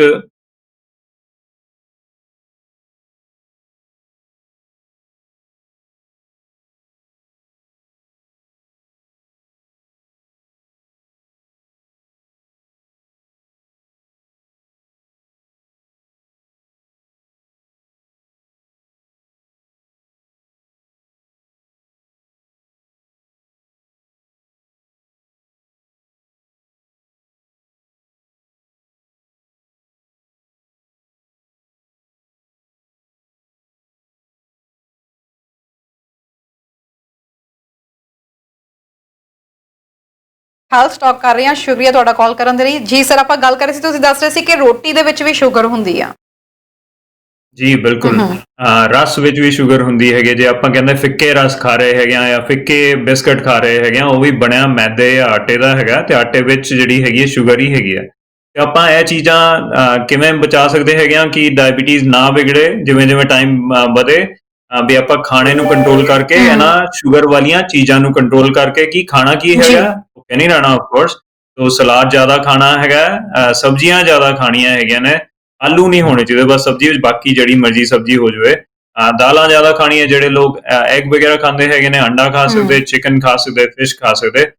ਪਕੌੜੇ ਬਣਾ ਕੇ ਨਾ ਖਾਈਏ ਆਪਾਂ, ਜੇ ਖਾਣੇ ਹੈਗੇ ਤੰਦੂਰੀ ਵਗੈਰਾ ਖਾ ਸਕਦੇ ਹੈਗੇ। ਸੋ ਇੱਕ ਤਾਂ ਇਹ ਚੀਜ਼ ਹੈਗੀ ਹੈ। ਦੂਸਰੀ ਚੀਜ਼ ਜਿਹੜੀ ਹੈਗੀ ਹੈ ਉਹ ਵਿਗੜਨ ਤੋਂ ਬਚਾਉਣ ਵਾਲੀ, ਜਿਹੜੀ ਆਪਾਂ ਗੱਲ ਕਰ ਰਹੇ ਸੀਗੇ, ਪਹਿਲੀ ਦਵਾਈ ਜਲਦੀ ਤੋਂ ਜਲਦੀ ਸ਼ੁਰੂ ਕਰਨੀ। ਆਪਣੇ ਲੋਕ ਜ਼ਿਆਦਾਤਰ, ਮੈਂ ਵੀ ਬਰੈਂਪਟਨ ਵਿੱਚ ਹੀ ਪ੍ਰੈਕਟਿਸ ਕਰਦਾ ਹੈਗਾ, ਇਧਰੋਂ ਉਧਰੋਂ ਸੁਣ ਕੇ ਕਈ ਵਾਰੀ ਦਵਾਈ ਟਾਈਮ ਨਾਲ ਨਹੀਂ ਸ਼ੁਰੂ ਕਰਦੇ। ਜਿਵੇਂ ਵਿਦੇਸ਼ਾ ਜੀ ਨੇ ਕਿਹਾ ਹੈਗਾ, ਉਹਨਾਂ ਦੇ ਡਾਕਟਰ ਨੇ ਹੀ ਸਲਾਹ ਨਹੀਂ ਦਿੱਤੀ ਕਿ ਦਵਾਈ ਨਹੀਂ ਸ਼ੁਰੂ ਕਰਨੀ ਹੈਗੀ ਹੈ। ਇਹ ਜਿਹੜੀ ਦਵਾਈ ਨਾ ਸ਼ੁਰੂ ਕਰਨ ਵਾਲੀ ਗੱਲ ਹੈਗੀ ਹੈ, ਇਹ ਵੀ ਨੁਕਸਾਨ ਕਰਦੀ ਹੈ। ਜਿਵੇਂ ਉਮਰ ਵੱਧਦੀ ਫਿਰ ਸ਼ੂਗਰ ਹੋਰ ਜ਼ਿਆਦਾ ਵਿਗੜ ਜਾਂਦੀ, ਫਿਰ ਇੱਕ ਦਵਾਈ ਦੇ ਨਾਲ ਵੀ ਨਹੀਂ ਕਾਬੂ ਆਉਂਦੀ ਹੈਗੀ। ਸੋ ਇਸ ਲਈ ਜ਼ਰੂਰੀ ਹੈਗਾ ਵੀ ਆਪਾਂ ਸ਼ੁਰੂਆਤ ਵਿੱਚ ਮੈਟਫੋਰਮਿਨ ਜਿਹੜੀ ਦਿੱਤੀ ਜਾਂਦੀ ਹੈਗੀ ਹੈ, ਜਾਂ ਫਿਰ 2 ਦਵਾਈਆਂ ਜੇ ਜ਼ਰੂਰਤ ਹੋਵੇ ਤਾਂ ਆਪਾਂ ਜਲਦੀ ਤੋਂ ਜਲਦੀ ਸ਼ੁਰੂ ਕਰ ਲਈਏ, ਤਾਂ ਕਿ ਅੱਗੇ ਜਾ ਕੇ ਵਿਗੜੇ ਨਾ। ਕੀ ਹੁੰਦਾ ਟਾਈਪ 2 ਡਾਇਬੀਟੀਜ਼ ਜਦੋਂ ਵਿਗੜ ਜਾਂਦੀ ਹੈਗੀ ਹੈ, ਜਦੋਂ 2-3 ਦਵਾਈਆਂ ਵਿੱਚ ਵੀ ਨਹੀਂ ਕੰਟਰੋਲ ਆਉਂਦੀ ਹੈਗੀ ਹੈ, ਫਿਰ ਆਪਾਂ ਨੂੰ ਉਹਦੇ ਵਿੱਚ ਵੀ ਟਾਈਪ 2 ਡਾਇਬੀਟੀਜ਼ ਵਿੱਚ ਵੀ ਇਨਸੂਲਿਨ ਦੇ ਟੀਕੇ ਲਗਾਉਣੇ ਜ਼ਰੂਰੀ ਹੋ ਜਾਂਦੇ ਨੇ। ਪਰ ਉਹਨੂੰ ਬਚਾਉਣ ਵਾਸਤੇ, ਰੋਕਥਾਮ ਵਾਸਤੇ, ਜੇ ਟੀਕਿਆਂ ਤੋਂ ਬਚਣਾ ਹੈਗਾ ਤੇ ਆਪਾਂ ਪਹਿਲਾਂ ਜਦੋਂ ਸ਼ੂਗਰ ਦੀ ਬਿਮਾਰੀ ਪਤਾ ਲੱਗੀ ਹੈਗੀ ਹੈ, ਤਾਂ ਆਪਾਂ ਆਪਣੇ ਖਾਣੇ ਨੂੰ, ਐਕਸਰਸਾਈਜ਼ ਨੂੰ, ਮੋਟਾਪੇ ਨੂੰ ਕੰਟਰੋਲ ਕਰ ਲਈਏ। ਤੇ ਦੂਜਾ, ਦਵਾਈ ਤੋਂ ਨਾ ਪਰਹੇਜ਼ ਕਰੀਏ। ਦਵਾਈ ਜਿਵੇਂ ਦਿੱਤੀ ਜਾਂਦੀ ਹੈਗੀ ਹੈ, ਜੇ ਆਪਾਂ ਲਈਏ ਲਗਾਤਾਰ, ਤੇ ਆਪਾਂ ਉਹਨੂੰ ਅੱਗੇ ਜਾ ਕੇ ਵਿਗੜਨ ਤੋਂ ਬਚਾ ਸਕਦੇ ਹਾਂ ਜੀ। ਤੇ ਇਸ ਤੋਂ ਬਾਅਦ ਇੱਕ ਤੋਂ ਪਹਿਲੇ ਦਰਸ਼ਕ ਦਾ ਤੁਹਾਡਾ ਇਹ ਸਵਾਲ ਹੈਗਾ ਸੀਗਾ, ਨੈਕਸਟ ਮੈਮ ਦੂਜੇ ਜਿਹੜੇ ਦੀ ਕਾਲ ਆਈ ਸੀ। ਹਾਂਜੀ, ਜਿਹੜੇ ਅਲਬਰਟਾ ਤੋਂ ਬੋਲ ਰਹੇ ਸੀਗੇ ਨਾ, ਜੀ ਉਹਨਾਂ ਨੇ ਵੀ ਇੰਡੀਆ ਦੀ ਜਿਹੜੀ ਦਵਾਈ ਹੈਗੀ ਸੀਗੀ ਉਹਦੇ ਵਿੱਚ ਇਹੋ ਜਿਹੀ ਦਵਾਈ ਹੁੰਦੀ ਹੈ ਜਿਹੜੀ ਕਿ ਸ਼ੂਗਰ ਨੂੰ ਲੋ ਕਰ ਸਕਦੀ ਹੈ, ਘਟਾ ਸਕਦੀ ਹੈ। ਤਾਂ ਆਪਾਂ ਨੂੰ ਸ਼ੂਗਰ ਕੰਟਰੋਲ ਕਰਨੀ ਜ਼ਰੂਰੀ ਹੈਗੀ ਹੈ। ਜੇ ਆਪਾਂ ਇਨਸੂਲਿਨ ਕੰਮ ਕਰ ਰਿਹਾ ਹੁੰਦਾ ਹੈਗਾ ਤੇ ਉਹ ਐਵੇਂ ਵੀ ਨਹੀਂ ਕਰਦਾ ਕਿ ਲੋ ਕਰ ਦਿੰਦਾ ਜਾਂ ਹਾਈ ਕਰ ਦਿੰਦਾ ਹੈਗਾ, ਉਹ ਬਿਲਕੁਲ ਕਾਬੂ ਵਿੱਚ ਰੱਖਦਾ ਹੈਗਾ। ਜੇ ਆਪਾਂ ਕੈਨੇਡੀਅਨ ਨੰਬਰਾਂ ਦੇ ਹਿਸਾਬ ਨਾਲ ਗੱਲ ਕਰੀਏ ਤੇ ਬਲਕਿ 4 ਤੋਂ 6 ਦੇ ਦਰਮਿਆਨ ਹੀ ਰਹਿੰਦੀ ਹੈਗੀ ਹੈ ਸ਼ੂਗਰ, 6 ਤੋਂ ਵੀ ਨਹੀਂ ਵਧਣ ਦਿੰਦਾ ਜੇ ਇਨਸੂਲਿਨ ਠੀਕ ਤਰ੍ਹਾਂ ਕੰਮ ਕਰ ਰਿਹਾ ਹੋਵੇ। ਪਰ 4 ਤੋਂ ਲੋ ਵੀ ਨਹੀਂ ਹੋਣ ਦਿੰਦਾ। ਤਾਂ ਲੋ ਸ਼ੂਗਰ ਜਿਹੜੀ ਹੈਗੀ ਆ ਉਹ ਵੀ ਨੁਕਸਾਨ ਕਰ ਸਕਦੀ ਹੈਗੀ ਹੈ ਇੱਕਦਮ। ਇਸ ਲਈ ਜ਼ਰੂਰੀ ਹੈਗਾ ਕਿ ਇਹੋ ਜਿਹੀਆਂ ਦਵਾਈਆਂ ਨਾ ਲਈਏ ਜਿਹਦੇ ਨਾਲ ਲੋ ਸ਼ੂਗਰ ਹੋ ਸਕੇ। ਜਿਹੜੀਆਂ ਹੁਣ ਦਵਾਈਆਂ ਉਹ ਲੈ ਰਹੇ ਨੇ ਜੈਂਟਾ ਡੁਏਟੋ ਤੇ ਜਾਰਡੀਅਨਸ, ਜਿਹੜੀਆਂ ਉਹਨਾਂ ਨੇ ਕਹੀ ਹੈਗੀ ਆ, ਉਹਨਾਂ ਨਾਲ ਲੋ ਸ਼ੂਗਰ ਹੋਣ ਦਾ ਖਤਰਾ ਤਾਂ ਨਹੀਂ ਹੈਗਾ, ਪਰ ਉਹਨਾਂ ਨੇ ਜਿਵੇਂ ਕਿਹਾ ਹੈਗਾ ਕਿ ਉਹਨਾਂ ਦੀ ਸ਼ੂਗਰ ਬਹੁਤ ਜ਼ਿਆਦਾ ਰਹਿ ਰਹੀ ਹੈਗੀ ਆ। ਤੇ ਆਪਾਂ ਫਿਰ ਜੇ ਇਹਨਾਂ ਦਵਾਈਆਂ ਨਾਲ ਨਹੀਂ ਕਾਬੂ ਆ ਰਿਹਾ ਹੈਗਾ ਤੇ ਆਪਾਂ ਇੱਕ ਤਾਂ ਖਾਣੇ ਨੂੰ ਕੰਟਰੋਲ ਕਰੀਏ, ਜਿਵੇਂ ਕਿਹਾ ਹੈਗਾ ਰੋਟੀ ਜੇ ਆਪਾਂ 2 ਖਾਂਦੇ ਹੈਗੇ ਉਹਨੂੰ 1 ਕਰ ਦਈਏ, ਦਾਲ ਸਬਜ਼ੀ ਸਲਾਦ ਚੀਜ਼ਾਂ ਜ਼ਿਆਦਾ ਵਧਾਈਏ, ਬ੍ਰੇਕਫਾਸਟ ਜਿਹੜਾ ਹੈਗਾ ਨਾਸ਼ਤਾ ਜਿਹੜਾ ਹੁੰਦਾ ਉਹ ਸਭ ਤੋਂ ਜ਼ਿਆਦਾ ਅਹਿਮ ਹੁੰਦਾ ਹੈ ਕਿ ਆਪਾਂ ਪਰੌਂਠੇ ਨਾ ਖਾਈਏ ਜਾਂ ਰਸ ਨਾ ਖਾਈਏ ਜਾਂ ਫਿਰ ਖਾਲੀ ਬ੍ਰੈਡ ਜੈਮ ਖਾ ਲੈਂਦੇ ਨੇ ਜਾਂ ਸੀਰੀਅਲ ਖਾ ਲੈਂਦੇ ਨੇ। ਇਹ ਚੀਜ਼ਾਂ ਜਿਹੜੀਆਂ ਨੇ ਉਹ ਚੇਂਜ ਕਰੀਏ। ਆਪਾਂ ਹਰ ਇੱਕ ਖਾਣੇ ਵਿੱਚ ਥੋੜਾ ਸਲਾਦ, ਮਤਲਬ ਫਾਈਬਰ ਨਾਲ ਪ੍ਰੋਟੀਨ ਵੀ ਐਡ ਕਰੀਏ। ਪ੍ਰੋਟੀਨ ਜਿਹੜਾ ਹੁੰਦਾ ਐਗ ਹੁੰਦਾ ਹੈਗਾ, ਜੇ ਆਪਾਂ ਐਗ ਖਾਂਦੇ ਹੈਗੇ ਬ੍ਰੇਕਫਾਸਟ ਵਿੱਚ, ਜਾਂ ਫਿਰ ਤੁਸੀਂ ਪੀਨਟ ਬਟਰ ਜਾਂ ਆਲਮੰਡ ਬਟਰ, ਜਿਹੜਾ ਬਦਾਮਾਂ ਦਾ ਬਟਰ ਹੈਗਾ, ਉਹ ਇਹਦਾ ਬਟਰ ਲਗਾਉਣਾ ਹੈਗਾ ਬ੍ਰੈਡ ਤੇ, ਨਾ ਕਿ ਜੈਮ ਵਗੈਰਾ ਲਗਾਉਣਾ ਹੈਗਾ। ਇਹ ਚੀਜ਼ਾਂ ਆਪਾਂ ਕਰੀਏ। ਜੇ ਇਹਨਾਂ ਨਾਲ ਵੀ ਨਹੀਂ ਆ ਰਿਹਾ ਉਹਨਾਂ ਦਾ ਸ਼ੂਗਰ ਕਾਬੂ, ਤੇ ਫਿਰ ਹੋ ਸਕਦਾ ਹੈ ਇੱਕ ਹੋਰ ਦਵਾਈ ਐਡ ਕਰਨੀ ਪਵੇ ਜਿਹਦੇ ਨਾਲ ਫਿਰ ਹੋਰ ਸ਼ੂਗਰ ਕੰਟਰੋਲ ਆ ਸਕੇ ਤੇ ਉਹ ਆਪਣੇ ਡਾਕਟਰ ਨਾਲ ਗੱਲ ਕਰ ਸਕਦੇ ਨੇ। ਜੀ ਡਾਕਟਰ ਸਾਹਿਬ, ਮੈਂ ਪੁੱਛ ਰਹੀ ਸੀਗੀ ਡਾਇਬੀਟੀਜ਼ ਦੇ ਬਾਰੇ ਵਿੱਚ, ਜਿਹੜਾ ਮੈਂ ਆਮ ਪੁੱਛਾਂ ਕਿ ਕੀ ਡਾਇਬੀਟੀਜ਼ ਇੱਕ ਸੀਰੀਅਸ ਬਿਮਾਰੀ ਹੈਗੀ, ਮਤਲਬ ਇਹਨੂੰ ਇੰਨਾ ਸੀਰੀਅਸ ਲਿਆ ਜਾਣਾ ਚਾਹੀਦਾ ਆ? ਜੀ ਬਿਲਕੁਲ। ਦੇਖੋ, ਆਪਾਂ ਸੋਚਦੇ ਹੈਗੇ ਆ ਹਾਰਟ ਅਟੈਕ ਤੇ ਕੈਂਸਰ ਬਹੁਤ ਸੀਰੀਅਸ ਬਿਮਾਰੀਆਂ ਹੈਗੀਆਂ ਨੇ, ਜਾਂ ਫਿਰ ਅੱਜਕੱਲ ਕੋਵਿਡ-19 ਹੈਗਾ, ਆਪਾਂ ਕਹਿੰਦੇ ਬਹੁਤ ਸੀਰੀਅਸ ਬਿਮਾਰੀਆਂ ਹੈਗੀਆਂ ਨੇ। ਕਿਉਂ ਸੋਚਦੇ ਆ? ਕਿਉਂਕਿ ਉਹਨਾਂ ਨਾਲ ਇਨਸਾਨ ਇੱਕ ਮਤਲਬ ਕਿਸੇ ਵੀ ਟਾਈਮ ਮਰ ਸਕਦਾ ਹੈ ਨਾ, ਜਾਂ ਹਸਪੀਟਲ ਪਹੁੰਚ ਸਕਦਾ ਹੈ। ਜੀ ਸਰ, ਇਹਦੇ ਬਾਰੇ ਗੱਲ ਕਰਦੇ ਹਾਂ। ਇੱਕ ਦਰਸ਼ਕ ਆਪਣੇ ਨਾਲ ਹੋਰ ਜੁੜ ਗਏ ਨੇ। ਹੈਲੋ, ਸਤਿ ਸ਼੍ਰੀ ਅਕਾਲ ਜੀ, ਕਿੱਥੋਂ ਬੋਲ ਰਹੇ ਹੋ? ਮੈਂ ਆਪਣੇ ਨੂੰਹ ਬੋਲਦਾ ਜੀ। ਹਾਂਜੀ ਸਰ, ਕੀ ਸਵਾਲ ਹੈ ਤੁਹਾਡਾ? ਮੇਰਾ ਵੀ ਸ਼ੂਗਰ ਵਾਸਤੇ ਹੀ ਹੈ, ਜਿੱਦਾਂ ਮੈਨੂੰ ਵੀ ਸ਼ੂਗਰ 95 ਤੋਂ ਹੋਈ ਆ। 95 ਤੋਂ। ਜੀ ਸਰ, ਤੁਸੀਂ ਆਪਣੇ ਟੀਵੀ ਸਕਰੀਨ ਦੀ ਆਵਾਜ਼ ਨੂੰ ਕੱਟ ਕਰਕੇ ਸਿੱਧਾ ਫੋਨ ਤੋਂ ਸਾਡੇ ਨਾਲ ਗੱਲ ਕਰੋ ਜੀ। ਹਾਂਜੀ ਸਰ, ਬਿਲਕੁਲ ਕੱਟ ਕਰ ਦਿੱਤੀ ਜੀ।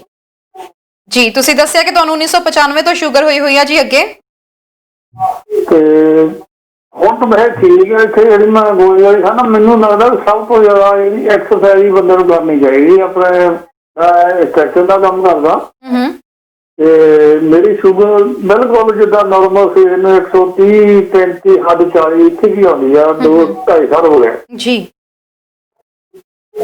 ਜੀ ਜੀ।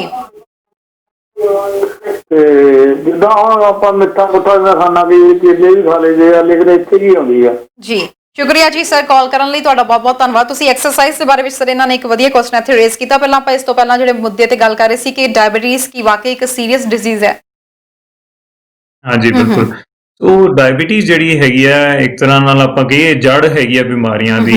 ਉਹਦੇ ਨਾਲ ਕੰਪਲਿਕੇਸ਼ਨ ਜਿਹੜੀਆਂ ਹੁੰਦੀਆਂ ਨੇ ਉਹ ਬਹੁਤ ਸੀਰੀਅਸ ਹੈਗੀਆਂ ਨੇ। ਡਾਇਬੀਟੀਜ਼ ਨੂੰ ਸਾਇਲੈਂਟ ਕਿਲਰ ਕਿਹਾ ਜਾਂਦਾ ਹੈਗਾ। ਮਤਲਬ ਸਾਨੂੰ ਪਤਾ ਵੀ ਨਹੀਂ ਲੱਗਦਾ ਕਿ ਸਾਡੀ ਸ਼ੂਗਰ ਵਧੀ ਹੋਈ ਹੈਗੀ। ਜਿਵੇਂ ਮੈਂ ਕਿਹਾ ਬਲੱਡ ਟੈਸਟ ਨਹੀਂ ਕਰਾਉਂਗੇ ਤਾਂ ਪਤਾ ਵੀ ਨਹੀਂ ਲੱਗਣਾ ਹੈਗਾ। ਐਵੇਂ ਹੀ ਜੇ ਆਪਾਂ ਸ਼ੂਗਰ ਸਿਰਫ ਸਵੇਰ ਨੂੰ ਚੈੱਕ ਕਰ ਰਹੇ ਹੈਗੇ ਆ ਤੇ ਸਾਡੀ ਸ਼ੂਗਰ 5-6 ਜਾਂ 130 ਜਾਂ ਜਿਵੇਂ ਅਮਰੀਕਾ ਦੇ ਹਿਸਾਬ ਨਾਲ ਜਿਹੜੇ ਨੰਬਰ ਆਉਂਦੇ ਨੇ ਉਹ ਆ ਰਹੀ ਹੈਗੀ ਆ, ਤੇ ਆਪਾਂ ਖਾਣੇ ਤੋਂ ਬਾਅਦ ਦੀ ਸ਼ੂਗਰ ਜੇ ਕਦੇ ਚੈੱਕ ਨਹੀਂ ਕਰ ਰਹੇ, ਸਾਨੂੰ ਪਤਾ ਵੀ ਨਹੀਂ ਲੱਗਣਾ ਕਿ ਉਹ ਸ਼ੂਗਰ ਕਿਵੇਂ ਜਾ ਰਹੀ ਹੈਗੀ ਆ। ਉਹ ਹੌਲੀ ਹੌਲੀ ਜਿਹੜੀ ਹੈਗੀ ਆ ਹਲਕੇ ਜ਼ਹਿਰ ਦੀ ਤਰ੍ਹਾਂ ਇੱਕ ਤਰ੍ਹਾਂ ਨਾਲ ਨੁਕਸਾਨ ਕਰਦੀ ਹੈਗੀ ਆ। ਤੋ ਜਦੋਂ 5-10 ਸਾਲ ਹੋ ਜਾਂਦੇ ਨੇ ਜ਼ਿਆਦਾਤਰ, ਜਦੋਂ ਸ਼ੂਗਰ ਇੰਨੀ ਵਧੀ ਰਹਿੰਦੀ ਹੈਗੀ ਆ, ਸਾਨੂੰ ਪਤਾ ਵੀ ਨਹੀਂ ਲੱਗਦਾ, ਸਾਇਲੈਂਟ ਕਿਲਰ ਦੀ ਤਰ੍ਹਾਂ ਉਹ ਫਿਰ ਹਾਰਟ ਅਟੈਕ ਕਰਦੀ ਹੈ, ਸਟ੍ਰੋਕ ਕਰਦੀ ਹੈ। ਸਟ੍ਰੋਕ ਮਤਲਬ ਅਧਰੰਗ ਹੋ ਜਾਂਦਾ ਹੈ, ਪੈਰਾਲਿਸਿਸ ਹੋ ਜਾਂਦਾ, ਇੱਕ ਹਿੱਸਾ ਕੰਮ ਨਹੀਂ ਕਰਦਾ। ਬਲਾਈਂਡਨੈਸ ਕਰਦੀ ਹੈਗੀ ਹੈ, ਮਤਲਬ ਕਿ ਅੰਨੇ ਹੋ ਜਾਂਦੇ ਲੋਕੀ।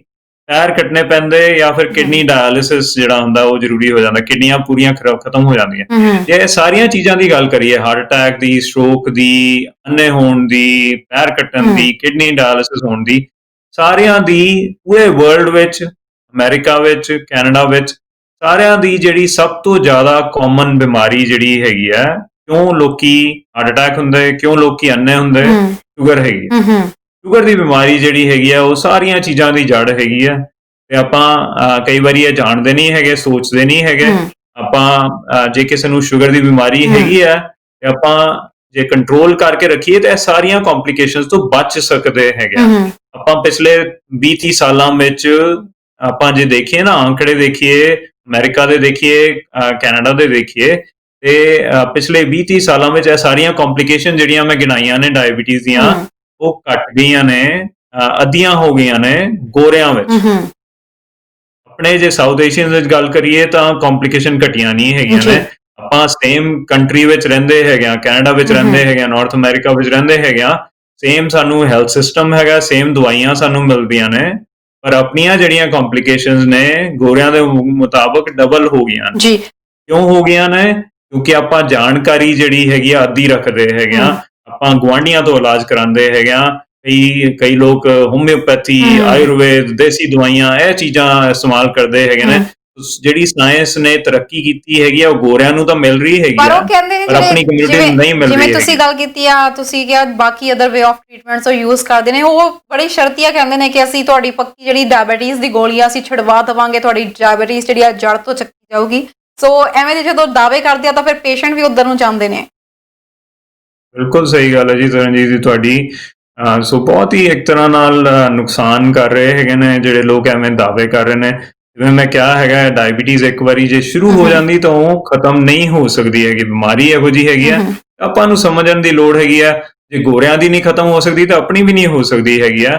ਅਨਫੋਰਚੂਨੇਟਲੀ ਜਿਹੜੇ ਐਵੇਂ ਦੇ ਲੋਕ ਦਾਅਵੇ ਕਰ ਰਹੇ ਨੇ ਉਹ ਆਪਣਾ ਜਿਹੜਾ ਇੱਕ ਤਰ੍ਹਾਂ ਨਾਲ ਕਹਿ ਦਈਏ ਕੂੜ ਕਮਾ ਰਹੇ ਹੈਗੇ ਆ, ਤੇ ਆਪਾਂ ਲੋਕਾਂ ਨੂੰ ਉਹਨਾਂ ਨੂੰ ਨੁਕਸਾਨ ਕਰਕੇ ਆਪਣੇ ਪੈਸੇ ਬਣਾ ਰਹੇ ਹੈਗੇ ਨੇ, ਪਰ ਫਿਰ ਅੱਗੇ ਜਾ ਕੇ ਜਿਹੜਾ ਹੈਗਾ ਲੌਂਗ ਟਰਮ ਤਾਂ ਉਹਨਾਂ ਨੂੰ ਵੀ ਨੁਕਸਾਨ ਹੀ ਹੋਣਾ। ਜੀ, ਤੁਸੀਂ ਜਿਵੇਂ ਗੱਲ ਕੀਤੀ ਸੀ ਇਸ ਦੇ ਦੌਰਾਨ, ਕੋਈ ਤੁਸੀਂ ਗੱਲ ਕਰ ਰਹੇ ਸੀ ਕਿ ਉਸ ਦੌਰਾਨ ਤੁਸੀਂ ਕਿਹਾ ਹੈ ਕਿ ਤੁਹਾਨੂੰ ਚੈੱਕ ਕਰਦੇ ਰਹਿਣਾ ਚਾਹੀਦਾ ਆਪਣੀ ਸ਼ੂਗਰ, ਕਿ ਕਿੰਨਾ ਕੁ ਲੈਵਲ ਘਟ ਰਿਹਾ ਜਾਂ ਕਿੰਨਾ ਕੁ ਲੈਵਲ ਵੱਧ ਰਿਹਾ।